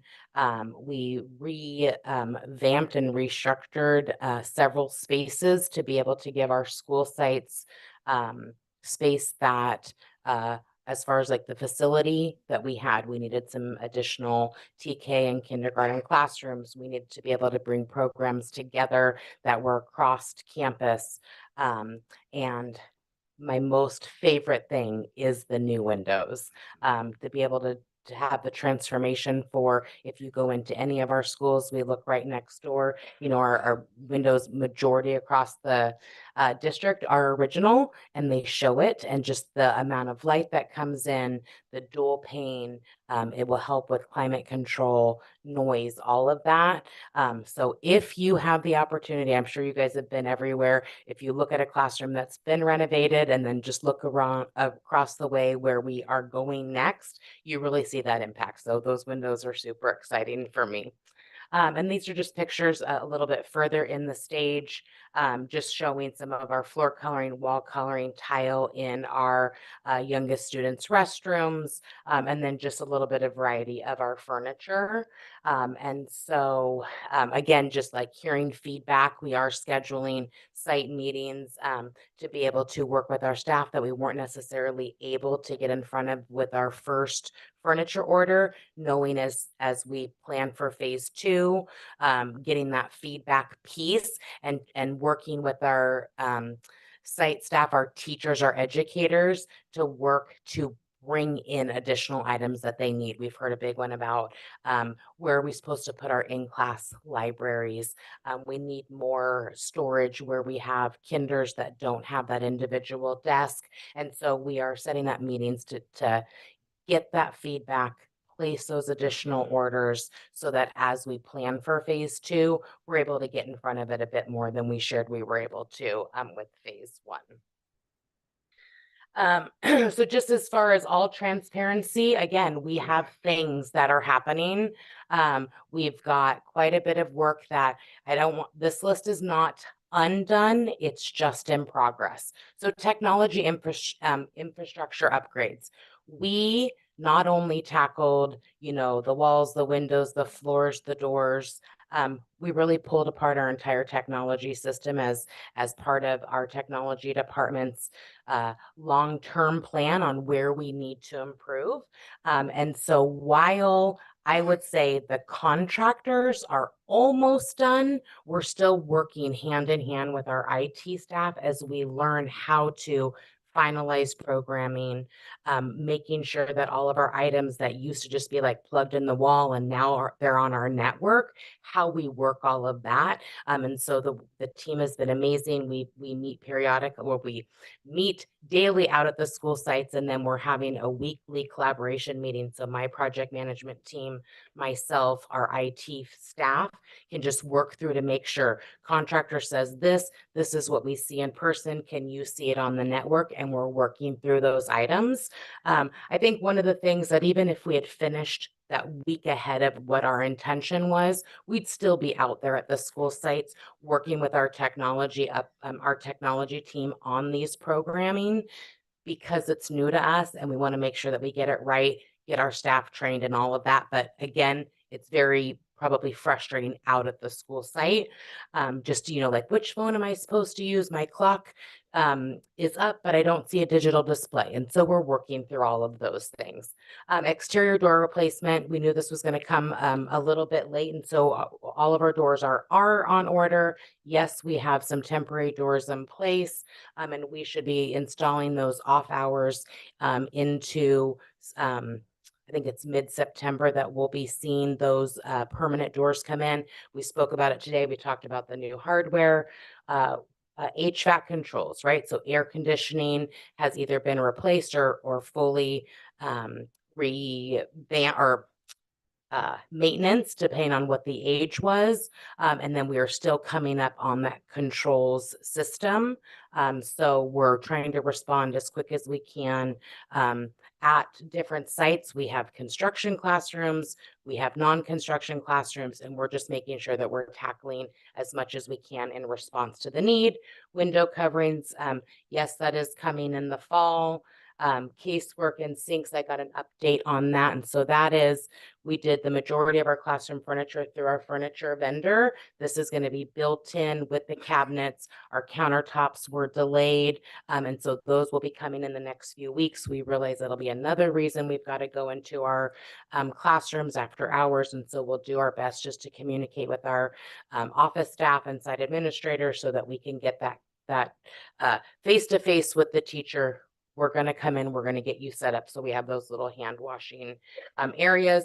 Main office completion. For the most part, Rio Vista is done. We're just sort of still making sure that those technology systems are in there so that when we move from the temporary office into the main office, that, you know, phones are working, our data's there. We spoke about that in depth this morning. And then Mount Diablo Elementary, again, just some participating things that caused delay.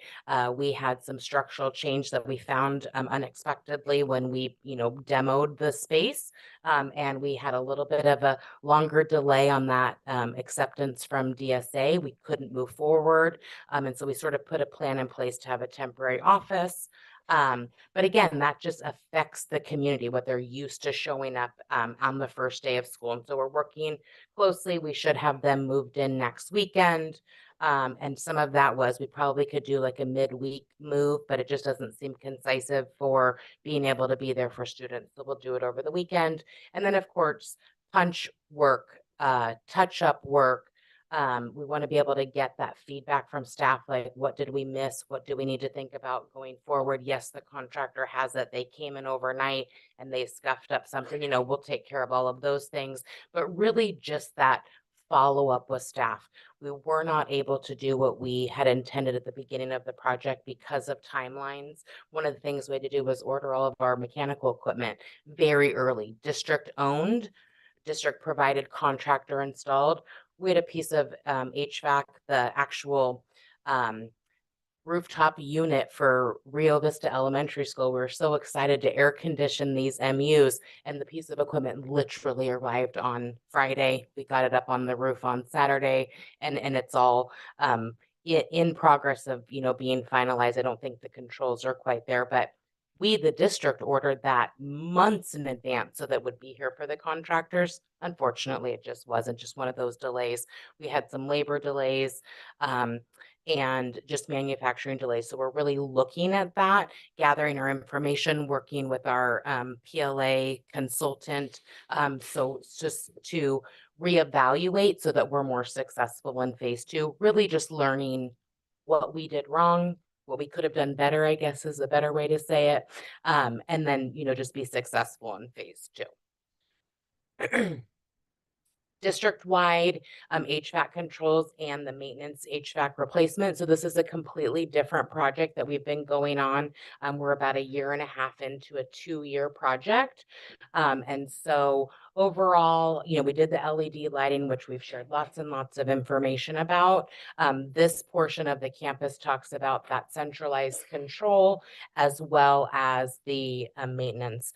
So we meet weekly with our contractors team and we go over everything from schedule to feedback, what's working, what's not, where our contractors are, can we get in front of them to notify sites, all of that. They did work over summer daytime, but they are back to a nighttime shift. So we're about 65% complete as far as that project, meaning, you know, the new thermostats, new control, and we are scheduled to essentially be substantially complete by the end of the year. There could be some commissioning and punch work, you know, into January, but we are on track for that December completion, which was just the plan the whole way through. And then also part of that project, we were replacing 249 of our almost 2,000 district-wide HVAC units. So of the 249, we de-scoped Rio Vista because we are handling that in the modernization project, and we didn't have a large significant of numbers. So I think maybe it was like 5 or 6 units that we de-scoped. We were able to focus the dollars from that savings to add some additional controls for emergency lighting, nighttime control, and that sort of thing. And then of the 243 units, I think that ended up being the final scope, all but 18 were installed over summer. And so those were just some little bit of manufacturing delay. The electrical came with the wrong voltage. And so knowing that we need several days at each of the sites, we're just going to go ahead and push those to fall break. So these are just a few little pictures of what it looks like. Hopefully many of you saw the video that we posted of the helicopter pick, as we call it. So because of space and the reach, it was easier to lift equipment with the helicopter. And then we had huge cranes on site. Some of them were, ground mounted with forklifts, but it was a lot of collaboration and communication. And then just upcoming projects. What do we have left? Again, we're always doing maintenance projects, but this is sort of the big things. So the technology infrastructure project, as we've shared, we have the 5 big sites, including here. I heard one of our board members say that they were having a network problem or internet problem at the very beginning of the meeting. So we really are looking at doing that technology upgrade here at Willow Creek at the operations yard. That will, affect transportation, food service, purchasing, and then my departments, Loma Vista and Northgate. And so we are in design, we are meeting, we are collaborating, the IT team, my team, where our services sort of overlap and connect, and then taking that advice from our technology and architectural consultants that we've hired to guide us. We are here, we need to go there, and they're designing a biddable project. And so we'll be looking at those a little bit later in the year to start coming out and bidding. And then we have our track 2 sites. We've done a lot of sharing about Silverwood. Robert will be back with me at the next board meeting and sort of give a final completion presentation on that. And then next up, we're going to be working on Wren Elementary School. Mount Diablo High School, their athletic facility, both their track and their synthetic field are in need of replacement. We'll see that in an item shortly. And then elementary phase 2. So again, just sort of utilizing all the feedback we've received to be able to be successful. There's a few other hurdles that we'll tackle with phase 2. We know that we're going to be doing some, if we can do it, safely and organized. Mid-year work, we have created what we're calling swing space in phase 1. So we'll have some spaces that we can start renovating without interfering with our educators. And so we'll be looking at bidding. We're in DSA, we're awaiting feedback, comments as we call it. And then we're looking at advertising, late fall, early winter, with early spring start. It'll sort of stagger. MU kitchen modernization. Next up is El Dorado. We're in DSA. And so we will be bidding that soon for a fall installation. Central services camera and lighting upgrade. We hold a lot of equipment at our yard. And so we're going to be just updating our nighttime lighting to prevent theft or vandalism, as well as, cameras at our campus, as we've done sort of throughout the district. And then Pleasant Hill pool replacement. And so the schedule on that one's TBD. We just signed our contract. And so that'll be coming, and we'll be organizing with the site the best timeline for that. So, Yes. Melanie, I just want to say before we open it up for questions and whatnot, I really want to thank you and your team. I have an extensive background in school construction, and it was a Herculean effort. I know, just going through this, you're really giving the public an eye of how extensive this was, and I fully empathize for the school sites that they weren't ready, and I totally understand that, and that responsibility falls on me.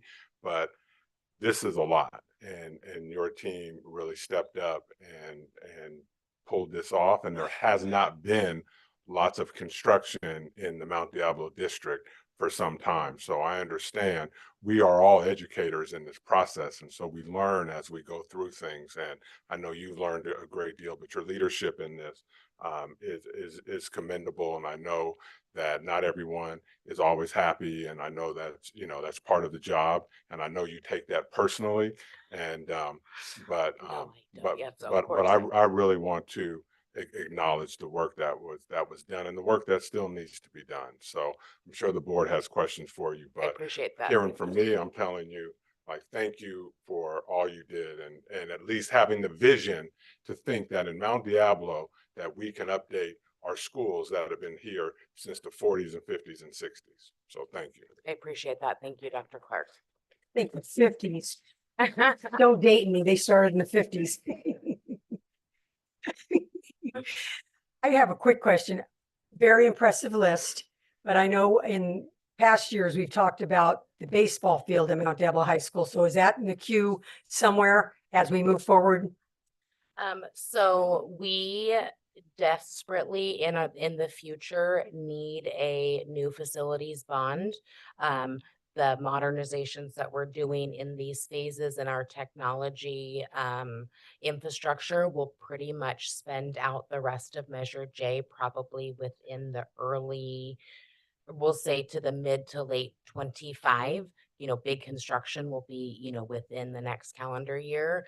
And so as we look at our past facility master plan, we know that it has a lot of the education spaces covered. And then we know and have sort of started those conversations about, making sure that our athletic facilities, as well as our visual and performing arts facilities, that we have those dollars in there as well. So as much as I would love to say that we're doing more than maintenance at our athletic facilities, Mount Diablo High School baseball specifically, as you mentioned, we don't have any long-term plan without additional funding.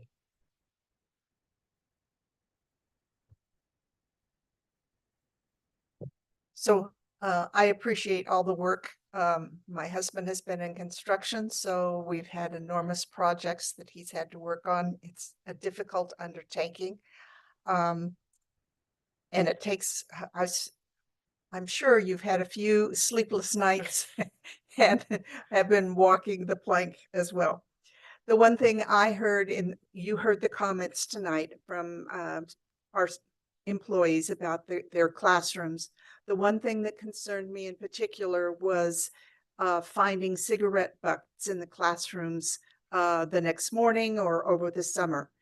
That is a very serious concern in my view, and I'm sure it is in yours. We have a no smoking policy in our school district, and I believe that probably extends to our contractors as well.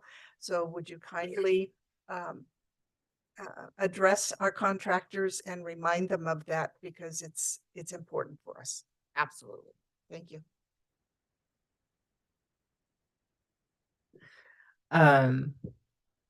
I feel for you.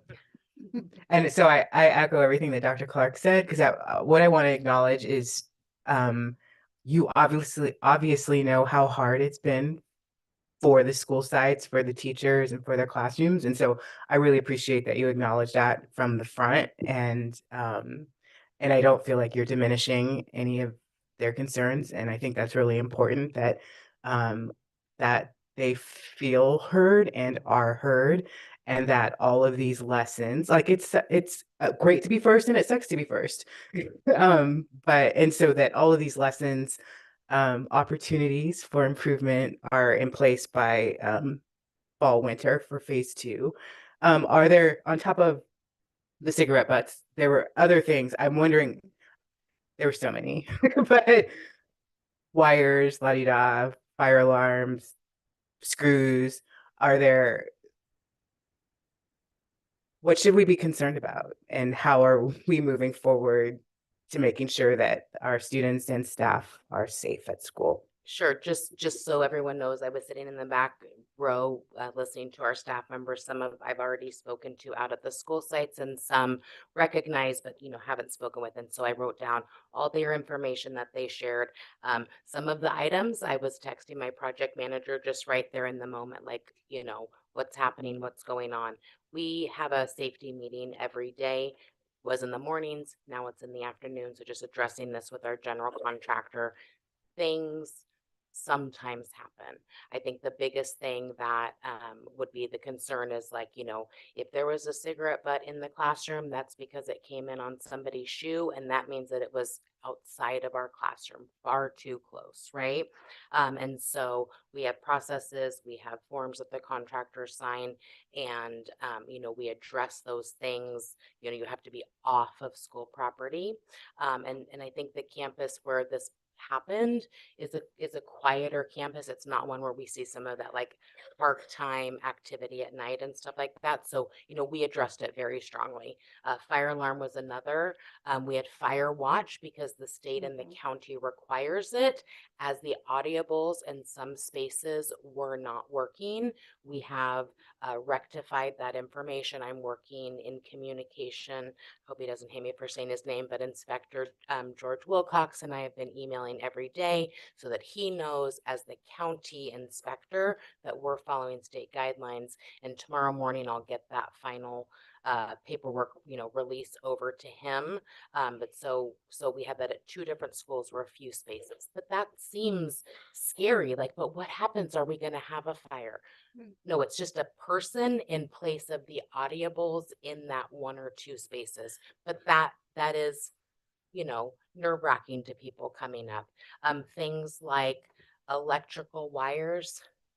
Sometimes it's data wires hanging out of the wall because it's waiting for that clock speaker that's going to get placed. But I don't want to diminish that maybe there was an electrical outlet, that the faceplate was removed in demo and not replaced. And so when we're hearing those things, we're getting out there and we're rectifying them right away. Every comment we hear is as important to us as it is to you. And so again, it's like, no one needs to have any feelings about sharing their feelings with me. I ran into a couple staff members that maybe were very emotional the next day, like, oh, Melanie, I'm so sorry. Like, don't be sorry. I stressed you out, So again, I appreciate all the kind words. We feel it, and we're just taking every instance that we hear and dealing with it right then. Thank you. So I want to echo all of the thank yous to you and your team, but also all of the others that were working in conjunction with you on this, including our principals, our Linda Ortega and the Medea team, the trades unions and the contractors. Like, you are all, I think, doing your best to coordinate and make this the best that it can be, even though it can be challenging. And in the end, we're all going to be, so much better for it. As Dr. Clark said, we've had these buildings since the 40s and 50s. This is something we really, really need. So I'm excited to see once we get to the end. But I did have a few questions. One was that sort of surprised me when I was out, and I appreciate running into you at a couple of the sites at Mount Diablo Elementary and at Meadow Homes the day before school started. I was surprised about the issue of teacher and staff access to bathrooms. I didn't realize that that was something that was happening at the same time and could be delayed in a way where school starts and they have access to so few bathrooms. And I think someone mentioned that the office space used to have 3 bathrooms and now is going to have 1. Is there like in the end, when this is done, are there going to be fewer total staff bathrooms on these sites than there used to be? So unfortunately, we are also required to bring spaces up to code. And so where you might have had 2 non-accessible toilet inside of a separate partition in a very small restroom, the moment that, and so I think at that one particular school, there was maybe like 1 male stall and 2 female stalls or something like that. And so now, unfortunately, we are down to 1 accessible restroom in the office. I know that they have limited other staff restrooms. However, we also have restrooms on that particular campus that I don't know the history of why, but they were turned into storage many years ago. And so we are going to be bringing that back in the next phase of modernization. So I'm not saying it's all going to be staff restrooms, but that is something that's in the plan. And I should have looked at my documents before I came, but I believe we are addressing that, at least at that particular school. Yeah. So if it used to be gendered restrooms, are they now all gender access spaces? At both at 2 of the schools, we now have a all gender staff restroom, and then or multiple actually inside the office, as well as just single occupancy, student and staff restrooms at or inside the office. Okay. Yeah. Okay. Yeah, because it just definitely seems, I know it's an immediate issue to some degree at I heard it at both Meadow Homes and I Yeah. think Rio Vista as well. And we had quite a bit of renovation at the staff female restroom. And actually we sort of went round and round about that this morning. And so that should be open by tomorrow morning if it wasn't already open this afternoon. Okay. Thank you. Thank you. One of the things is like we're doing epoxy flooring now, and so that takes away that like the overall cleaning, like grout little tiles that we've done for years, like being able to just like sanitize and disinfect a restroom easier, and that epoxy flooring needs time to cure. And because we were running a bit behind on some of those labor things, we just had to have it cured before we could go back in and install. Okay, gotcha. And then as far as going forward, it sounds like, there's a lot of questions about who has to move where and when and at what time of the rest of this school year. And you talked about how the next phase is in the swing spaces. So to me, that would mean that it's not general teacher classrooms that are having to move, but it sounded like from the teachers, there was some people who thought they needed to move 2 or 3 times over the course of the rest of this year. So just to question is like we will be, and some of the swing space changed a little bit based on enrollment numbers that changed over summer. We had a staff member that said, that the furniture is not appropriate for the class that she has now. We are going to be dealing with that, but some of the numbers changed. And so we might have had to move somebody here or there. But the idea is that most people are packing once and unpacking once. However, we do have staff that moved this summer and then are going to unpack. And while they might be in the room that they're going to end up in, we haven't renovated that space yet. So essentially, while I believe unless the utilization changes again, that staff member is in the space they're gonna stay, they have to pack for the next summer of renovation. So that feel like, and we did some quick movement so that he only had to technically pack twice, but really only move once. But that's a lot. That's a lot to ask. So these are all things that you're taking into account, and it's not that people are necessarily needing to move an entire classroom during the school year. It sounds like it's for the next summer. It's all still a plan. Okay. You're taking all the input as far as I can tell. Okay. Thank you. And I just want to say to our building trades partners that are out there, that, I do recall that the PLA, the benefits of the PLA were on time and on budget with skilled workforce. And these delays, I think there's a lot of reasons for them. Sometimes things don't arrive, but I think some of it was also having to do with this is our first time with the PLA, and things that may have come up from our trades partners. So I'm hoping that going forward, that we really, that everyone, including our trades partners, are working in collaboration with us with really a student focus, right? Like this is about getting our students and our teachers in our classrooms, what they need to be able to continue to educate during this process. And so if there are some things that they need to give on or that we need to give on to be able to make sure that our teachers and students are comfortable and able to educate during the school year, we all need to be on the same page. So that wasn't directed at you, but to our partners in general. And it's really crucial, that this is successful, particularly, for our future phases of going out for another bond and hopefully being able to modernize all of the rest of our buildings. We're in it for the long haul and we need everyone's cooperation. And then I just had one very last question that doesn't have to do with that piece, but it was on your slide.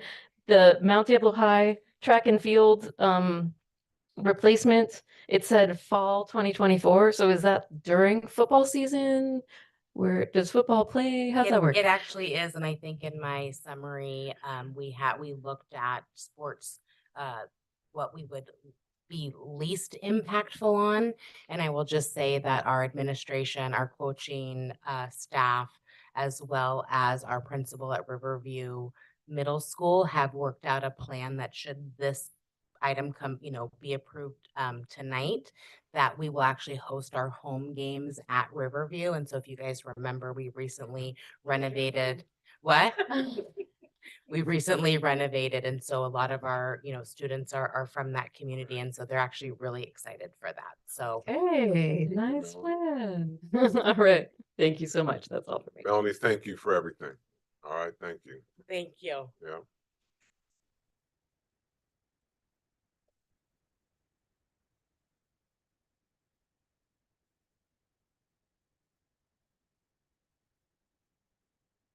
So we move to board member reports, and we're returning from summer break. So see, I am going to call on Trustee Count first. Okay. I have a short board report. I just want to say thank you to everyone, teachers, staff, admin, parent volunteers, for everyone's tireless efforts to open our schools with welcoming opening arms. So happy and to see our district so fully staffed too. Thank you HR and everyone who's involved with recruiting and hiring. So many really, really incredibly talented people coming in. So very, very exciting. And then just one upcoming event that I want to mention that I've been somewhat involved with. There's a group of 12 Japanese students who are coming. They're arriving this Saturday to Walnut Creek from Tokyo, and they will be staying for a week with host families from Northgate High School. And they will be attending classes at Northgate with their host family students. And they are having a partner city event on Tuesday night, August 20th, where the students from Kita City, Japan, will be presenting about Kita City, Tokyo, where they're from. They'll be presenting to the mayor, the city council, and to the host families. So I have the handouts on that event that I want to make sure to invite everyone here, superintendent and board. That is my whole board report. Thanks. Thank you. Trustee Ochoa, did you put together a report for this evening? Excellent. Good evening. My name is Crystal Ochoa, and it's an honor to be here tonight. I grew up in Concord, California, and I attended Cambridge Elementary School and Oak Grove Middle School. My middle school years were a little tough, but I got through it, even though COVID hit my 8th grade year. I went to Mount Diablo High School for my freshman and sophomore year, where it was tough getting to understand the work and teachers. During my sophomore year, I was struggling and put myself in a situation where I was unable to return back to Mount Diablo High School. During my junior year, I was given the opportunity to transfer to Olympic and become a better me. I got so much support from staff and families, and I am proud to say that I am on track to graduate this year. I know that as a student board member, I am speaking for all students, not just for myself, and I believe that my experiences, both good and bad, will be helpful in this role. As a student board member, my goals are to advocate on behalf of my classmates not have the ability to play sports because they attend a continuation high school. I would also like to expand the service learning program that happens at Olympic to other high schools because I feel like it's a great way to not only impact younger students, but to also provide more trusted mentors to young kids. Also, the teachers work really hard, and it is really nice to have the chance to help out and give back to the communities that help those of us who are now in high school. Thank you for this opportunity, and I am excited to see what impacts I can make in this year.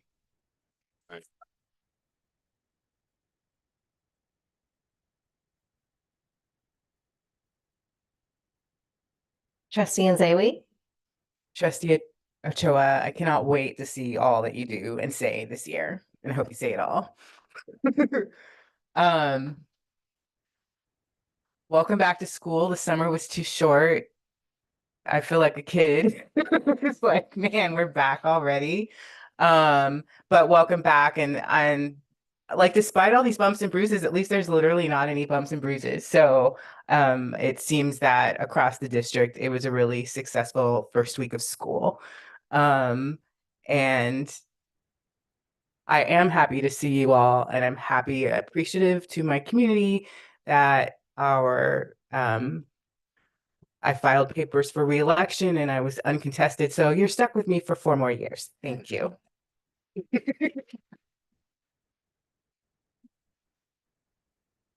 Trustee Mayo? Thank you. I too want to extend a special thank you to all the school staff, teachers and administrators for your work to open school. I know that sometimes it's not easy and you spend many hours planning about it before you even open the doors to the schools. But I know that our students and our families are excited. I also want to thank the PTAs and the Parent Teacher Club volunteers who have been welcoming families and students to their school sites. That is so important to open the door and welcome those families. And believe me when I say it has been heartwarming to watch all this excitement, because I'm seeing the 8 children on my court be involved in this process. I was able to attend the July 24th administrators retreat at College Park High School. I went to the high school senior graduation at Concord High School. On July 31st, I attended the Early Back Academy for the new Title I certificated staff at Willow Creek. And on August 1, I went to the new staff orientation for all new certificated teachers at Northgate. All of these this work and the presentations were excellent, and as well as the goodies that were served for our new staff people. So thank you. Trustee Mason? I too went to the graduation of our late graduates and made a point of telling them I ran for school board several times before I made it. So just because you don't make an arbitrary date to graduate, don't stop. Keep trying. Don't let anything stop you. I also went to the administrative welcome back, which was very fun, and everybody seemed excited to be back. And Dr. Clark talked and talked and talked. Very inspiring though, Dr. Clark. I've been to Shore Acres, to Rio Vista, to Riverview Middle School, to Sun Terrace, to Holbrook, to Wren, to Bel Air, to Diablo View, to Olympic and Mount Delta High School since school has started. I have seen nothing but happy children, happy staff. It's always kind of like, you know, if the kids look happy, the teachers are happy. If the teachers are looking happy, then it must be the administrators doing a good job. And if the administrators are happy, that means all the staff behind the scenes and the secretaries and the custodians and the maintenance people, they're all doing their job. So it looks like everything's on point. That's happy. I do want to say I've spent a couple of hours at Rio Vista, who has had the modernization. And it's just a snap in time. I wasn't there the whole day, but the time I was there, I was very impressed with how the construction workers seemed to move in and out without being distracting. They were there I was there for an hour for the back to school night. They were very unobtrusive. Everything looked very neat. I don't know anybody who's ever done a home project. They never finish on time. So I think, you know, at the end of this, we'll be very pleased. And I went to Olympic and got to see the big Jenga game that was going on with our new school board member over there. Very calm. I'm going to go there and hang out when it's having a stressful day. It was so nice. It's just really glad to be back, see all the kids happy, see all of our staff doing what we want them to do. And I'm looking forward to a really good year, Dr. Clark. And welcome back, everyone. It's good to be here. Some of my summer travel plans conflicted with some of the events that I really wanted to attend this summer, so I'm glad other people were able to make it. And I'm just really excited that it's been what feels like such a smooth rollout of this school year. And the Friday letter just had so many great positive reports on kind of what's going on at our school sites. And so I look forward to attending some beginning of the year events. That's all I have to say tonight. Dr. Clark? Great, thank you. I think I have a presentation here. It won't be as lengthy as some of my other talks. So I know. You know, those of you who've heard me speak before, I'm always grounded with our LCAP. You know, really looking at that goal 1 about all students receiving that high quality education in a safe and welcoming environment. That is critical at each and every one of our schools and each and every one of our spaces. That is what we stand by. I also stand by goal 2 about highly qualified and culturally proficient and responsive staff across the board. We're there to prepare our students for college and career. And then goal 3, really about that partnership with families and our community members, that not only will they be informed, but they'll also be empowered to understand how to navigate and be successful within our very confusing K-12 and beyond educational system. So I feel very strongly about these 3 goals. Also, we have goal 4, our Focal Scholar program. You know, as last year we were doing this program because we were disproportionate in special ed, and we are no longer disproportionate in this area, but we are continuing to provide these services for these students, and we're going to call them out: our African American students, our foster youth, our students experiencing homelessness, students with IEPs, and multilingual students. We're going to continue to call those students out and continue to support them as we do all of our other students, so that everyone has the opportunity to be successful in our organization. And then lastly, we are calling out Crossroads and Olympic High School. We are going to support them with additional resources, and but with those resources comes an expectation that we're going to increase attendance by 6%. And just what student trustee Ochoa shared, like, about what Olympic is offering her, that is the better job that we do at that, the more engaged our students will be and the higher our attendance rates will be, because they feel that they are coming to a school where they are supported, where their needs are being met regardless of what needs they have. So I'm really excited about seeing what Crossroads and Olympic High School can do, being called out at every single meeting, and not being called out in a negative way, but being called out as, we see you, we hear you, and we're here to support you and to partner with you. So I'm really excited about increasing attendance and graduation rates at those 2 schools. We're still working with CCEE and our partners, whether that's CCEE, TNTP, or working with our consultant, Dr. Shelley Holt, to make sure that this becomes a reality. Educational equity, which means we give all of our students what they need to be college and career ready. Learning acceleration, where we are providing highly qualified instructors and staff with the curriculum that is responsive to their needs. And then that social emotional learning piece, where we're involving parents and families and communities in really shepherding our kids, our students through this process.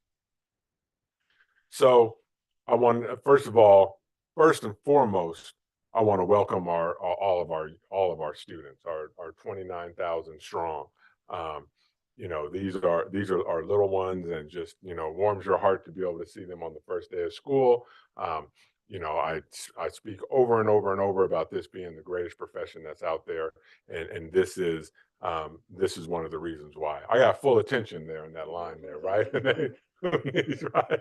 We're just starting out, but in order for these students to be able to come to school and to be able to be received, there's a lot of people that really stepped up. Our maintenance and operations and facilities department, you know, when that last day of school bell rings, and many of us are excited, and Trustee and Xavier, I don't need you saying the summers are shorter, right? I'm hearing that from administrators and students and all this stuff. I don't need to hear it from the board. I didn't say shorter. I said it's just too short. Okay, too short. That's a difference. But, you know, that's when our maintenance and operation and facilities team really starts getting to work. And whether it's the floors, cleaning the carpets, doing the litany of projects that pile up throughout the year because we don't want to disrupt learning, you know, they really are hats off, and they really do deserve that applause of getting our schools ready. And not only that, this particular picture is from the days and days of trainings that they go through to make sure that the chemicals that they're using are the correct ones, to make sure that we're not having these individuals injured and having to go out on workers' comp because they're learning the proper ways, or learning how to work in teams on doing things. And it's really quite impressive to see them all together like this. And again, you know, I want to hats off to Melanie. I know she has a team, but Melanie is a hands-on leader, and this is besides all of the construction that was taking place. Something like this had to be organized, put on, and led. So just hats off to our maintenance and operations and facilities folks who put everything together. And that also goes, we're a little outnumbered by them tonight, but it also goes to our tech department because, you know, when that bell rings at the end of the year, that's when all the updates start. And at least we've moved into the modern century. They don't have to go around and touch every computer. They can do it remotely, but it's still a lot of work. And so just a lot of work from our support staff getting things ready. I also want to welcome back our office staffs. The office is the same way. They go out on vacation, but when they come back, there's piles and piles and piles of stuff. There's new enrollments, there's new kids, there's new staff, there's just could be a new principal, could be a whole new team. And so they are really, the linchpins of our schools. They're the first people you interact with, and just really want to thank them and welcome them back as well. I was invited to go and speak to our food and nutrition services team as they were getting ready to embark on 2 days of full day trainings by Alex Emmett, our director of nutrition services, and just to look out into the Northgate Theater and to see those individuals who truly, like, people who work in food service are like the most nurturing and loving people that you could imagine. And just when you see the kids go through their lines and you see the relationships that they develop with our young people, and to actually provide food, like our essential, we as humans, we need food and water in order to function or do anything. And for them to be there to greet our students each and every day with meals and whatnot, I just couldn't be more proud of this group. I also, of course, want to welcome back all of our teachers. In my communications, I did acknowledge the 3 schools where where I know those teachers were put under a tremendous amount of pressure. I was a teacher at one time myself. I'm married to a teacher. I live through this every single day, and so I understand the pride and hard work that our teachers put into creating a space that is welcoming to our students as they come to school. Now, I know we have a whole bunch of people who work in this district, and I know I've missed some through this thing. So just because I did not mention you, it does not mean that I'm disrespecting you. It does not mean that I don't value you. It does not mean that you are not seen. It takes everyone, all 3,800, which I learned from Dr. Aguili over the summer at one of our many meetings, that I used to say we had 3,000 employees, but she helped me understand we have 3,800 employees, and each and every one of them are vital to providing those services, to our students. So with that, I'm always indebted to this board for their leadership and for really setting the tone of making this a student-centered district. And I think over the years that's really what we have worked towards, and seeing how this year started off really is embodying that student-centered tone. And so as we walk onto campuses, we see that, we feel that. It's not something that you can just snap your finger and make happen. You can't just give folks more money and that's just all of a sudden going to happen. It takes time to really build that leadership.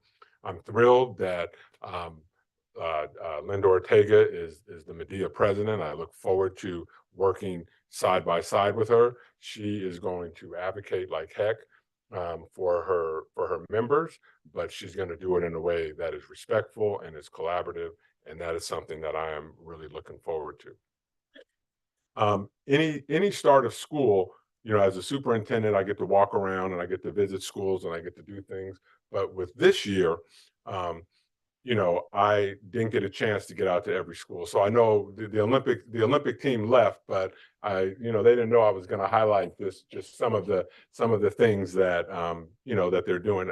I call out Olympic because just under the leadership there, that they have really transformed that school into a place where the students feel that, and if I'm wrong, you can always call me out, just know, but the students feel that they're valued, And, you know, with the wellness center there, with some of the activities that they set up, you know, I drove by the other day and at first I didn't see the mural that we dedicated a couple years back. And I thought, oh my goodness, did we paint that over the summer? Did we use the wrong paint or something to paint? And then I saw it and it just really brought me back. But just seeing that mural, seeing the wellness center, seeing the things that they're doing and just seeing them enjoying popsicles after one of these days, just inspiring. I also, you know, we prepare our students for college and career, and I know we spend a lot of time talking about college, and there's a lot of parents and students who are, you know, focused on college applications and all those things. But career is also like so important. And these summer interns, you know, were able to go out into the community and work for businesses that, you know, that sometimes they're taking a chance on bringing a high school student or a recent graduate into their workplace, but they did it willingly and with open arms. And at this internship celebration or whatnot, the pride that our business partners have when describing our students or giving the awards to our students and whatnot is just unbelievable. And so this snapshot just really shows, you know, our students. These are our students. This is why we come to work every day. This is what we work hard to. This is what we spend our resources on, is really to support these students and give them the opportunity to go out in the real world and be successful. And I believe our student trustee is somewhere in there, but she was okay. She pointed me out. So yes, I see her. I see you up there. So anyway, this was just another proud moment besides all the graduations and college acceptances and things like that we always celebrate. But we also just need to, you know, we put our money where our mouth is, and the team that organizes this, she's back here, and you know, we have, you know, a whole team of them who do that work. It's just commendable. You know, Mr. Humphrey was there and whatnot, just a whole team of folks. So summer internships. I also am super proud of the College Now program. When I first started in this district, I believe we had one class of College Now, and just, you know, 4 short years later, now we're on our 5th year. This is our new College Now class. This is something that I want to see continue to grow. When we can get our kids on the college campus and show them that, you know, our students, and show them that this is attainable, that yes, they can do this, and whether they choose to go to higher ed or not, but just to give them that experience when sometimes at their comprehensive site may not be working for them to have this opportunity. You know, so we have independent study, we have Olympic, we have you know, prospects, we have all these opportunities for our students, but College Now is one that you know, that I'm particularly proud of, and just to see it continue to grow, and hopefully it continues to grow over the years. I'm just very proud of that program. So I have been on every TV station that there is in the Bay Area, and everyone wants to know about the Yonder bags. But I start off every interview saying, well, this isn't anything new to us, because they did this at Olympic High School, you know, last year and whatnot, and started the process even before that. And so at Mount Diablo High School and Ignacio Valley High School, they are piloting, implementing, however you want to call it, Yonder bags for our students.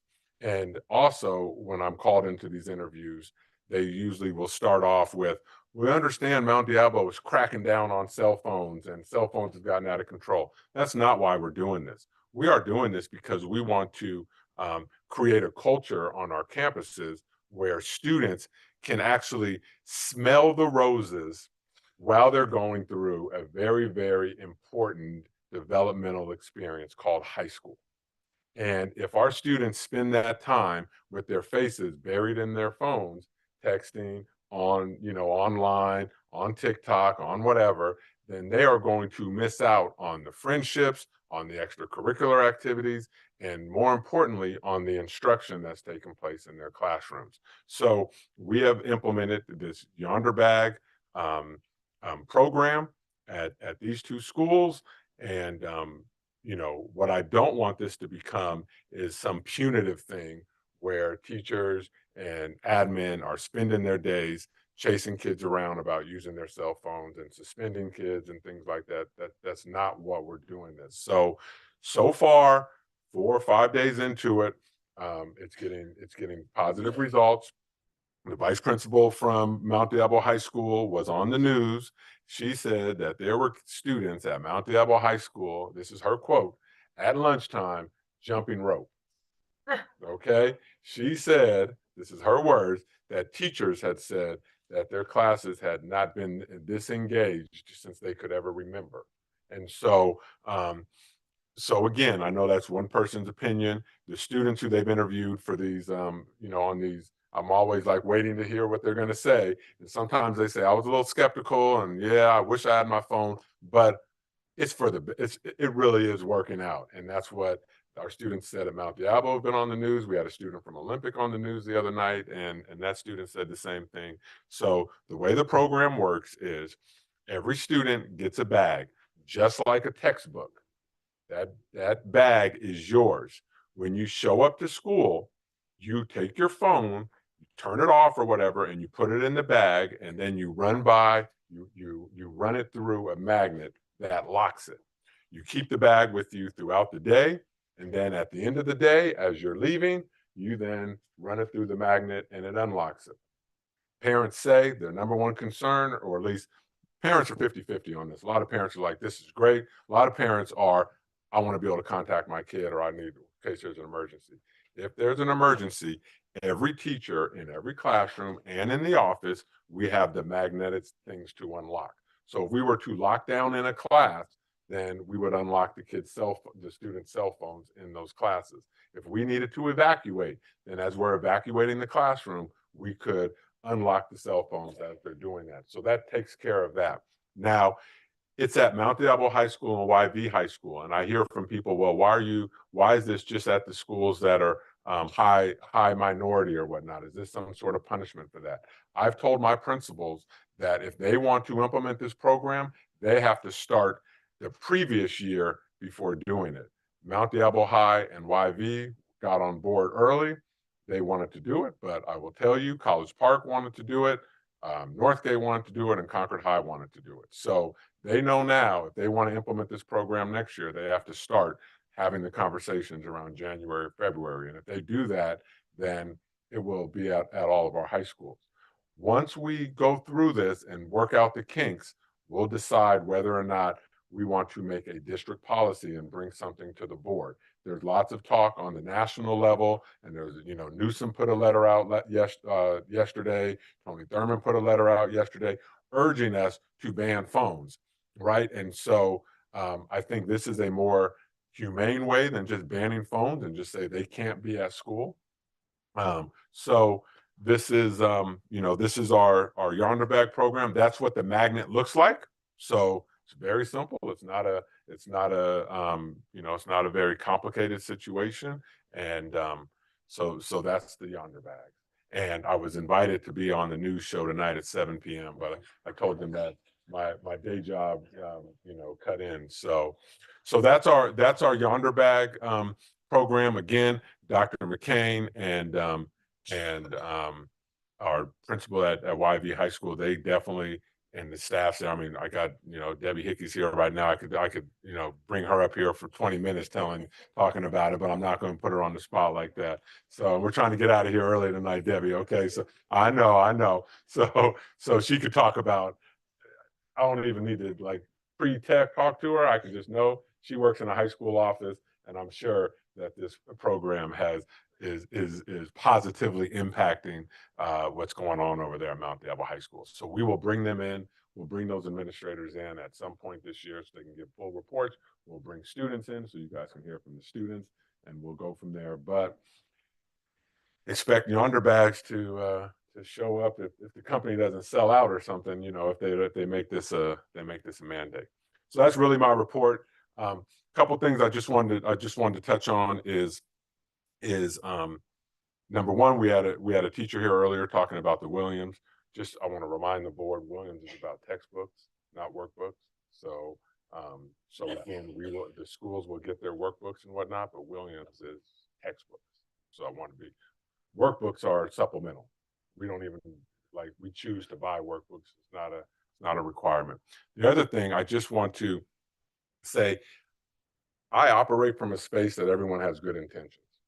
Everyone's intentions are good. There's no bad intentions there. So when things don't work out quite as planned, I always lean towards the fact that, okay, we're doing the best we can, but can we learn? Again, I said it earlier, we're an educational organization.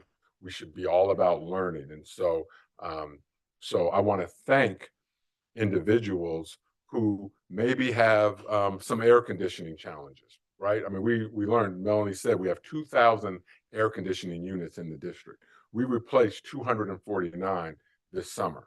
So that means that there's a whole bunch that haven't been replaced or whatnot. It's not a requirement to have air conditioning and heat at schools, right? It's not. But it is uncomfortable if a room is too hot and too cold. So we do want to provide spaces that are comfortable for our students and for our employees. And so our intention is working hard on those things. But when parts don't come in or things break or they're 30 years old, we're not doing this on purpose to punish somebody or to make someone's day miserable. So just as long as we continue to operate with best intentions and continue to support one another, I think we can work through the finishing up the construction, working through the AC issues, and then continue the $1 billion upgrades that we need within the district, right? Our bonds are, 100, $200 million, but we have well over $1 billion in needs. So no matter what, we're never going to be able to get to everything, but we will continue to try our best. And we just have to trust that folks have the best intentions as they're serving our students and our staff. So with that, I conclude this report. If there's any questions, I'd be happy to answer any from the trustees. I don't have a question, just a comment. I just want to say thank you, Dr. Clark, for your leadership over the amount of time that you've been here in Mount Diablo as our superintendent. I mean, we've just seen a world of difference, improving learning, like you said, and improving every single year and building that culture of valuing our students and our employees and our teachers. And I feel like we feel that more every single year. And this year it was especially exciting to be meeting all the new admin and new teachers and new staff that were coming in, and the way that you presented to them, sharing that as the vision. I just want to say thank you for your leadership, both in terms of the actual, technical things, like, yes, we have systems and things that we need to set up, but also your leadership in terms of setting a tone and a culture here in this district. It's something that I'm really proud to be a part of. So thank you. And then in terms of the Yonder bags and Olympic High School, I remember going to Olympic last year, and just it did feel different. Like, I think Trustee Mason, you said it felt so peaceful. The principal seems to know every single student's name, and people are really interacting. And so I'm looking forward to going out to Mount Diablo High and YB High and seeing how those interactions can happen now. I mean, it's true for adults too. I think when we have our phones, right? If you're sitting on BART, everyone's like looking at their phone like this, right? You're standing in line, you're looking at your phone. So being able to change that culture and allow people to interact, I think is going to be a really special opportunity. So thanks.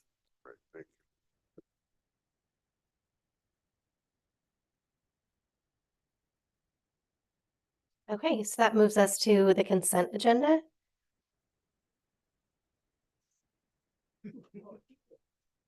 Right. Yeah, that's a more accurate term. It is kind of a book this week.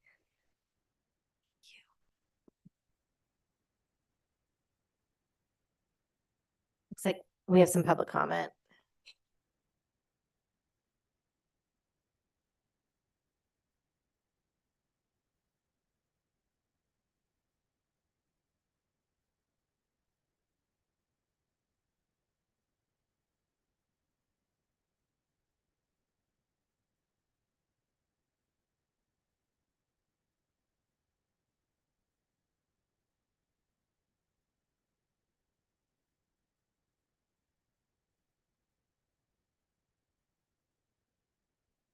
Okay, we'll start with the public comment. Cora Mitchell.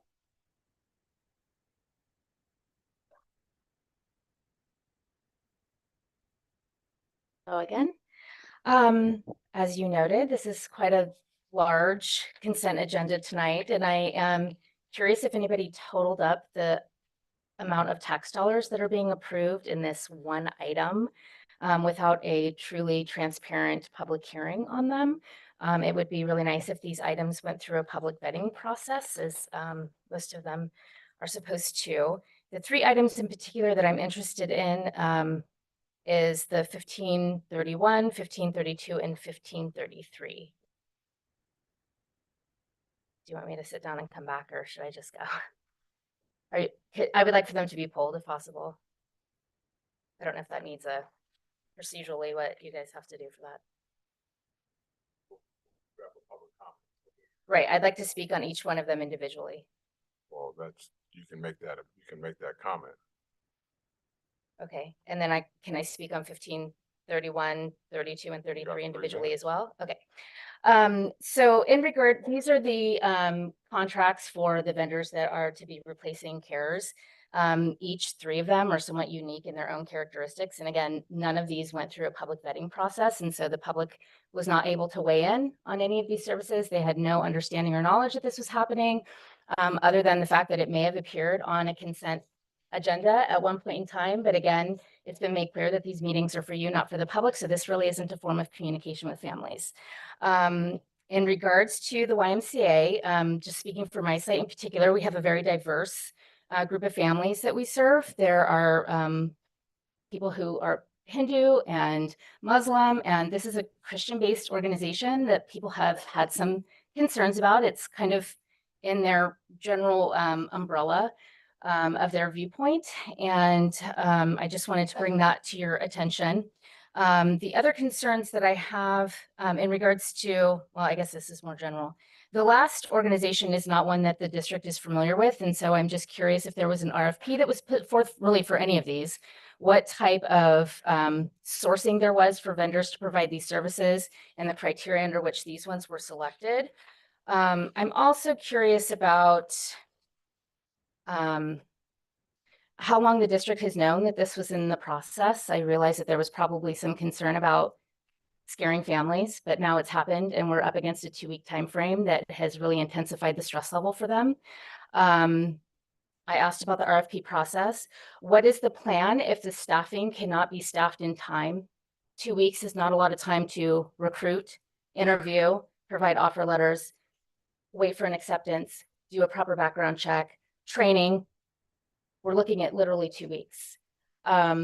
So again, this has really caused a lot of alarm for the families that are enrolled in this program, and we have not received 1 ounce of communication from the district at all in regards to this. People found out today, picking their kids up tonight. CARES staff was directed not to say anything to families. And it just feels like knowing that CARES got a 2-month contract for July and August, it looks like there was knowledge of this pending prior to now. And so I just would hope that there would be some more transparency in this, that we could receive some explanation of what this transition period is anticipated to look like, and why it is that families weren't told before now. Thank you. Jennifer Sylvester.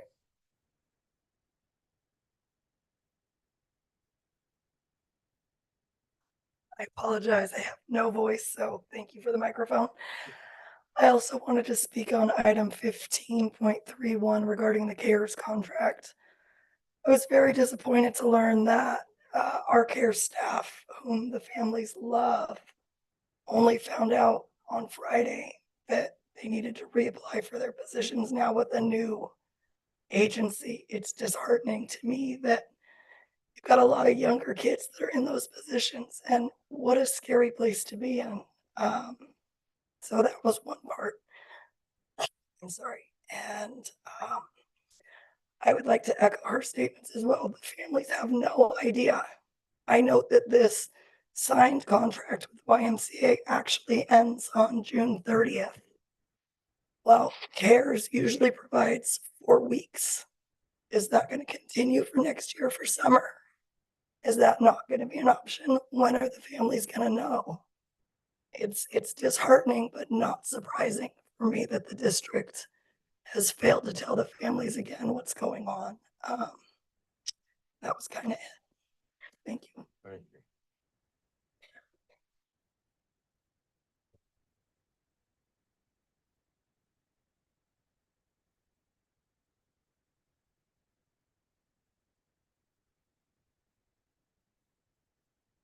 Debbie Hickey?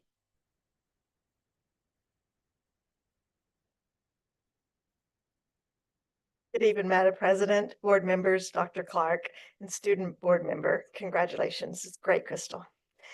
So yes, I am going to talk long. We got 3 minutes left. I don't know, you talk longer. You made me sit here for 3 hours. Okay. So get out your calculators, guys, because I'm about to tell you how old I am. My kids went to school here. I came here. My home state is Louisiana, but I moved here when I was 21. All 3 of my children are now gone through the school and have jobs, gone through the college process, and I still work for the school district. I received a little honor for 30 years. I'm hecka old, so I have a lot of experience. So I just want to give you some input on this 15.41. This area has been redone. I've been at college, I was at College Park once too, so forget about that. I've been at Mount for 13 years. This area has been redone now twice in that 13 years. This will be the second time. The baseball field nor the soccer field have ever been refurbished in 13 years. Our players are playing in fields with holes deep enough to break their legs. Our pitchers' mounds are hazardous to our pitchers when they come off the mound. Our bases come apart when we slide or run over. I'm not here to speak about stopping the refurbishment. I'm here to ask for equity for all. I was told that the football field was being refurbished because they have 40 players. 40 players for $1 million? Wow.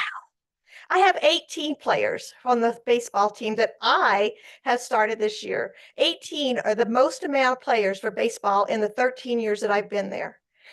I had, before that, the softball team, and we managed to get at least 12. We have another softball coach who has 12. Guess what? Those are students too. They need to have equity as well. They have safety issues too.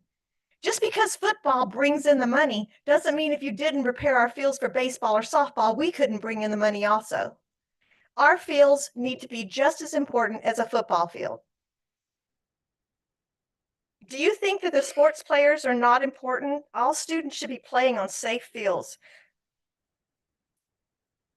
As a constituent of this district, which I have lived in for the past 40 years, paid my taxes, supported every single one of your bond measures, made sure that everything, walked the fields to make sure that everybody else supported those bond measures. But now I can't get my field to be repaired. So my players aren't being equitable. Football has a full air-conditioned field house with restrooms, meeting rooms, coach's office. Baseball players and softball players have no restrooms, no meeting rooms, no coach's office, no AC for their players to get dressed in or undressed in. My players get dressed in a metal container with no windows, no AC, and can't even see sometimes because it's so dark. No inside, and it's hot. Have you ever been in a metal container in 90 degrees? Well, my players are there. So I'm not here to ask you to do anything other than support our players. I'm ashamed of how our school handles it, and we have teams that come out there. So I would hope that you would be ashamed as well and start working on that. Thank you. Thank you. Thank you, Ms. Hickey.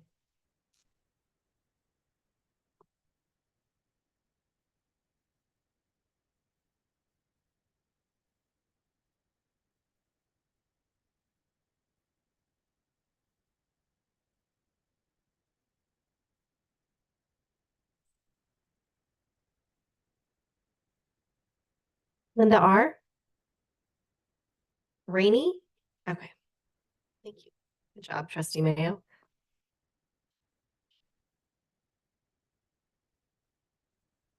Hello, this is my first board meeting ever that I've ever attended.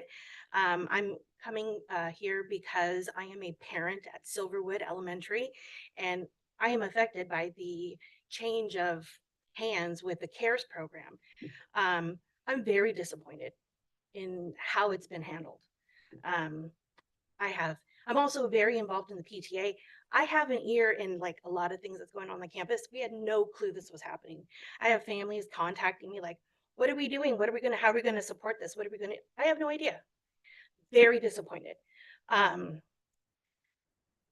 where was the break of communication? We had months apparently to kind of figure this out. Like Cora said, this was happening way before, August. Why were families not even told that this was a possibility? I just want to understand that a little bit more. I know with the board in general, there is lots of things that we don't know until it happens, and we're just like, okay, WTF, honestly. Very disappointed in how it's being handled and what's happening to the staff. They are scared beyond belief. I've talked to them today. They are absolutely terrified. I work in HR. The way it's handled, oh my God, I can already see the problems happening, that they're having to reapply for their jobs, other people. I mean, it's incredibly disheartening, not demure, not mindful.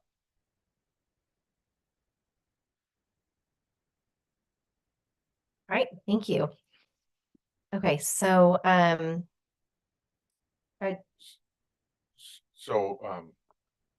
would like to speak about those three items, but if I'm going to speak about them, do they need to be pulled? Yes. So I'm going to ask that we do all the other items and just pull those three items, and I'll make a comment, and then we can then bring those three items back. Do you need me to officially make a motion to do that? Make a Okay. motion and just. I'll make a motion that we pull 1531, 1532, and 1533 from the consent agenda. Can we also pull 1541? And I'm just requesting it. 31, 32, and 33, I believe. Is there additional? Yes, and I'm asking for also 1541. Yeah. I move we approve the consent agenda as presented, with the exception of 1531, 1532, 1533, and 1541, which will be considered separately. I second. a motion by trustee Mayo and a second by trustee Nzewi. Trustee Ochoa, how do you vote? Yes.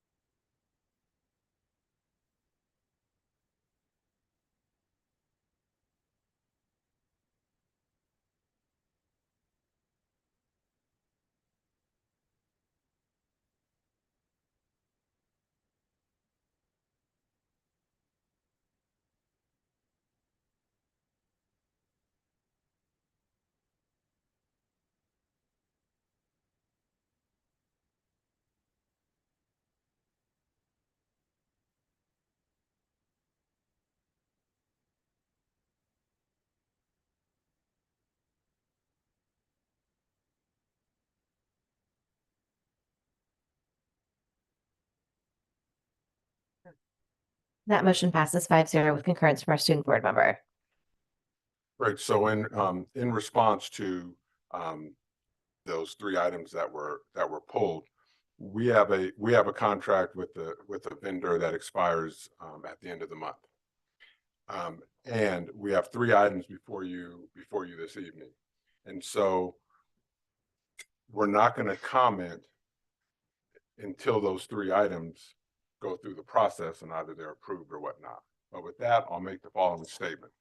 The district made a business decision to move in a different direction with our after-school programming as part of its commitment to being good stewards of our resources and our commitments to our students and their families.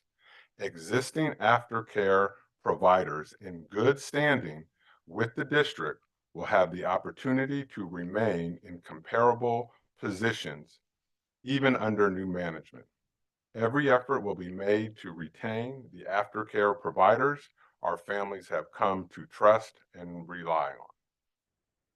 That is our statement. We have three items before the board this evening for after-school providers.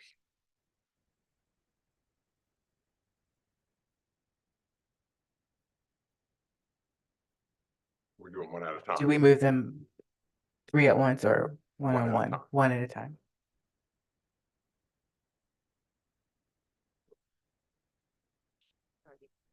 You already made your public comment. You had an opportunity to talk about them. But you did talk about those items. Yeah. So no, right?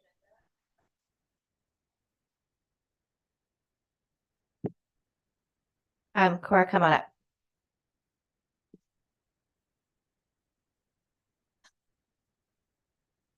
Thank you. I just want to remind you the importance of a fully open public hearing on these items. Again, there are families who are concerned about some of these organizations, and you will not have a chance to actually hear them because we didn't do a vetting process.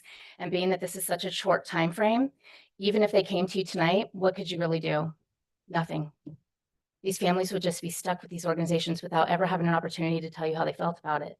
And, you know, for some of these, their concerns are valid, and maybe there have already been measures put in place to offset those, but those families will never have an opportunity to hear it. I just don't think that this has been a truly transparent, an example of transparent governance, which is really, this is a public education system. These are public monies that are being spent. And so it should be done in the public, not behind closed doors over the summer where nobody has an opportunity to say anything. The public has no opportunity to really understand the nature of these organizations, nor do other agencies have an opportunity to submit a bid to come and provide their services. We don't know how many people were considered for these roles and why, again, these particular ones were selected. So I hope that you guys will be mindful of really what does this look like in a bigger picture. This is not a very good example of what we want government to look like. I know that all of you ran on a platform of having a fully transparent process. It's so important to democracy to have us running these bodies in a fully transparent way. And it makes families not really trust what's happening here when they're not involved in the decision-making process as they should be, not only as parents, but also as community members who are paying their taxes, and that's the funds that are being used. So I hope in going forward, you guys will see this as an opportunity to communicate better to the public about what's happening and the families that it's impacting, and create some sort of ground rules for how this body operates to prevent this from happening in the future. Again, there are 61 items on here. Those 3 items alone, $10 million that are being spent with never having public consideration of them had we not come tonight. And again, only 2 weeks to respond to any concerns that are here tonight. You're not going to be able to find another vendor. So please think about what this really looks like and how it would feel if there are people of different political ideologies sitting there doing this in ways that we would not appreciate, because that's the precedence that's being set here tonight. Thank you.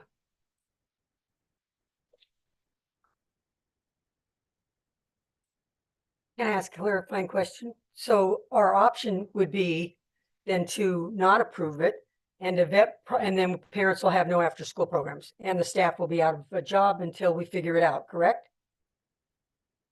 That's correct. Okay. Thank you. And what I heard from Dr. Clark is that all of these vendors are existing aftercare providers in good standing in the district. In my statement, I was speaking of the employees. The employees, I'm sorry. So what you said was that existing aftercare providers in the district, meaning the employees, every effort would be made to keep them when this change occurs. Okay, thank you.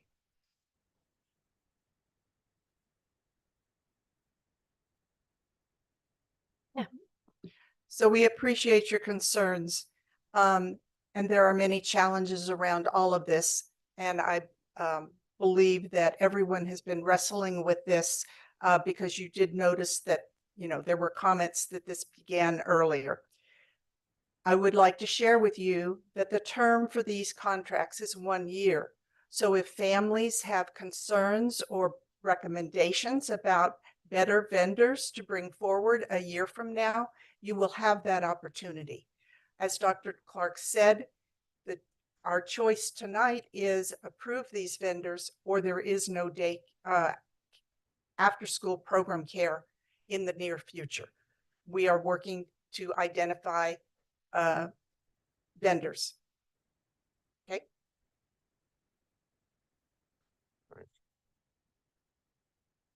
Ready? Okay, I move to approve the independent contractor agreement between MDUSD and YMCA of the East Bay. Item 16.1. Second. Motion by trustee Count and a second by trustee Mayo. Trustee Ochoa, how do you vote? Yes.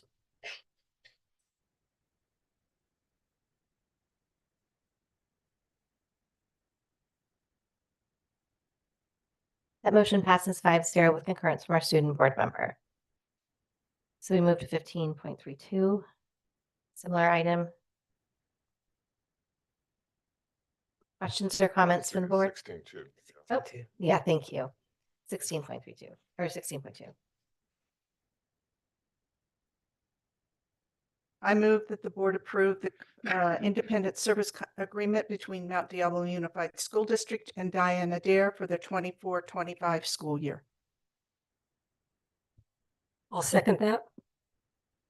Motion by trustee Mayo and a second by trustee Mason. Trustee Ochoa, how do you vote? Yes.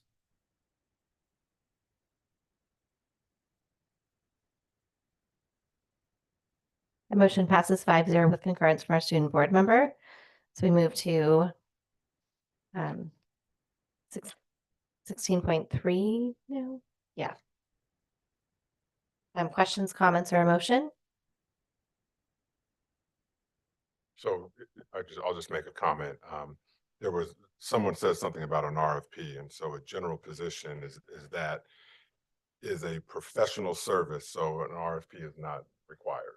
So I just, in case someone was listening to that and was wondering, like, it doesn't apply here. So just want to be clear. Thank you. I move to approve independent contractor agreement between MDUSD and Right at School. Second. Motion by trustee Nzewi and a second by trustee Count. Trustee Ochoa, how do you vote? Yes.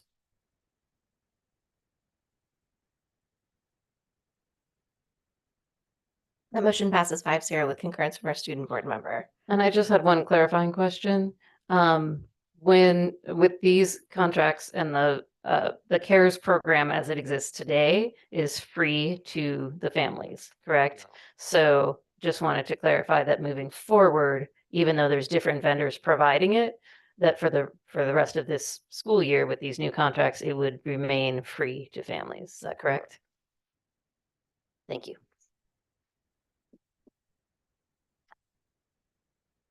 Your next question on your item in the field? So on the Mount Diablo High field, I know that the question about other fields that has been brought up tonight is something that has been brought up to this board in previous years from various schools. And I also know that we have recently just appointed someone who can be looking into all of the equity issues that may arise in all of our athletic facilities.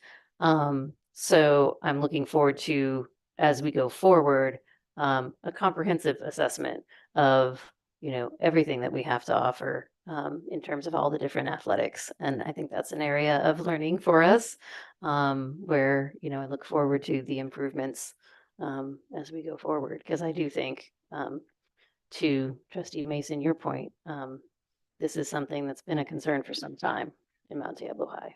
So. Right. So just just if I could respond to that, Yes. we hired a Title IX coordinator tonight. So that's something that we're extremely excited about. We understand that there's lots of work to be done throughout the district, and so we're starting that. The Mount Diablo High School athletic field has expired turf, and so it's up for replacement. It is not although football uses it, it is not a exclusive football field. It is for boys soccer, girls soccer, other events that take place. The public utilizes that field. So we are, during this process, looking at all of our athletic spaces throughout the district. But this is one that had been scheduled to be replaced at this particular time. So that's why that's coming forward right now. Thank you. And it's also track, and it's also where the whole community 4th of July and all that stuff happens as well. Yeah. Not so many, Yeah. but yes. Many things happening at Mount Diablo High. Okay. All right. So with that, I would like to then make a motion to approve the contract with KYA Services through the California Multiple Award Schedule Contract 4-20-78-0089C. This is a very long motion. GSA for the Mount Diablo High School Synthetic Track and Field Project. Second that. Motion by trustee Cowan and a second by trustee Mason. Trustee Ochoa, how do you vote? Yes.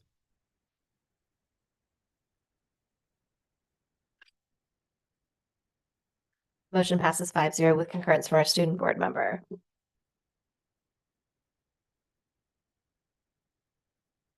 And I want to thank the board for approving those 3 after-school contracts. There will be a communication sent out, I believe, this evening. Thank you. All right, so we move to business action items. Hello again. So 18.1 is the annual resolution we bring before the board. This basically is the report of Measure A expenditures and then the projected tax levies that will go for 24-25. So we bring this to you for review and approval.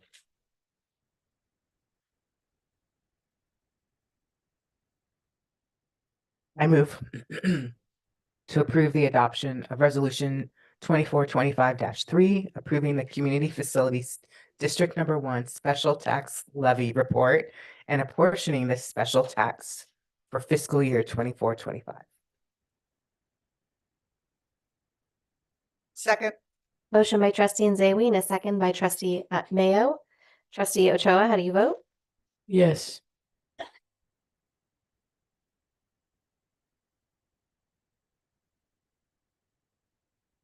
Motion passes 5-0 with concurrence from our student board member.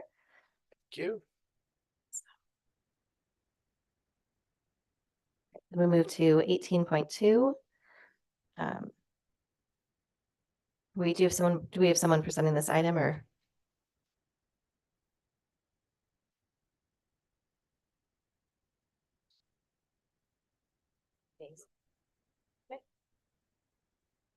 Okay. So 18.2, just due to our new financial person, we have to update the signatures. Yes.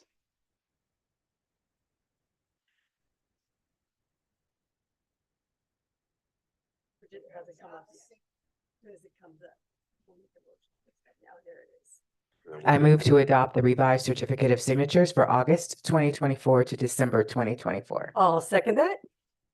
Motion by trustee Nzewi and a second by trustee Mason. Trustee Ochoa, how do you vote? Yes.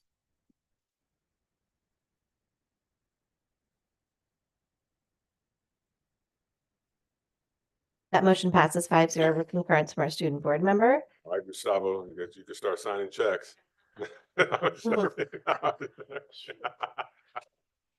All right. And then the next couple items are materials that we've reviewed at previous meetings. So they're now for info or action. So 18.3, review changes to board policies and administrative regulations for California School Board Association. Madam President, I move to approve changes to Board Policy 1431 as presented. Second that. Motion by trustee Count and the second by trustee Mason. Trustee Ochoa, how do you vote? Yes.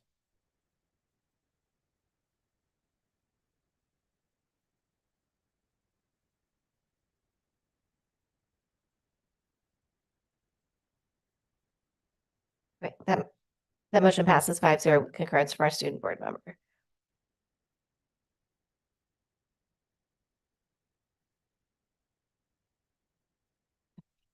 (18.4) is kind of a similar item. Review and potential approval of the annual. Oh. Okay.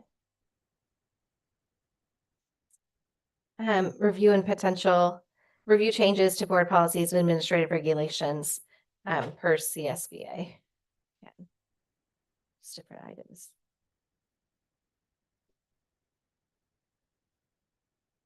And this Just sitting here staring. Sorry. Yours isn't there. Move to approve changes to board policies 3550, 3551, and 3553. And administrative regulations 3550, 3551, and 3553 as presented. Second. Motion by trustee Nzay, a second by trustee Count. Trustee Ochoa, how do you vote? Yes.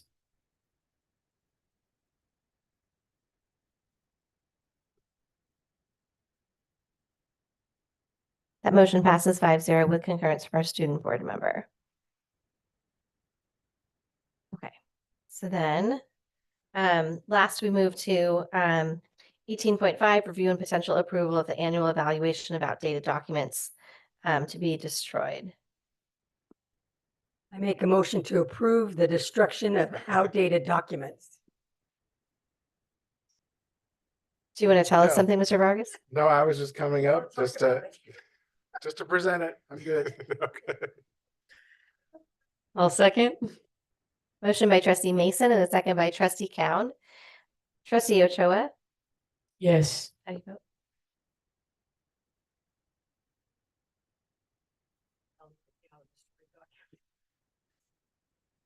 That motion passes 5-0 with concurrence from our student board member. Thank you. Thank you, Mr. Vargas.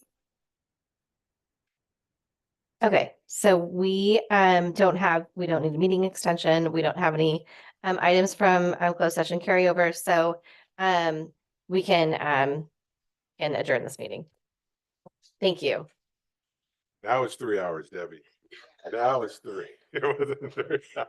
We held on so we could make it even 3 for you. Thank you.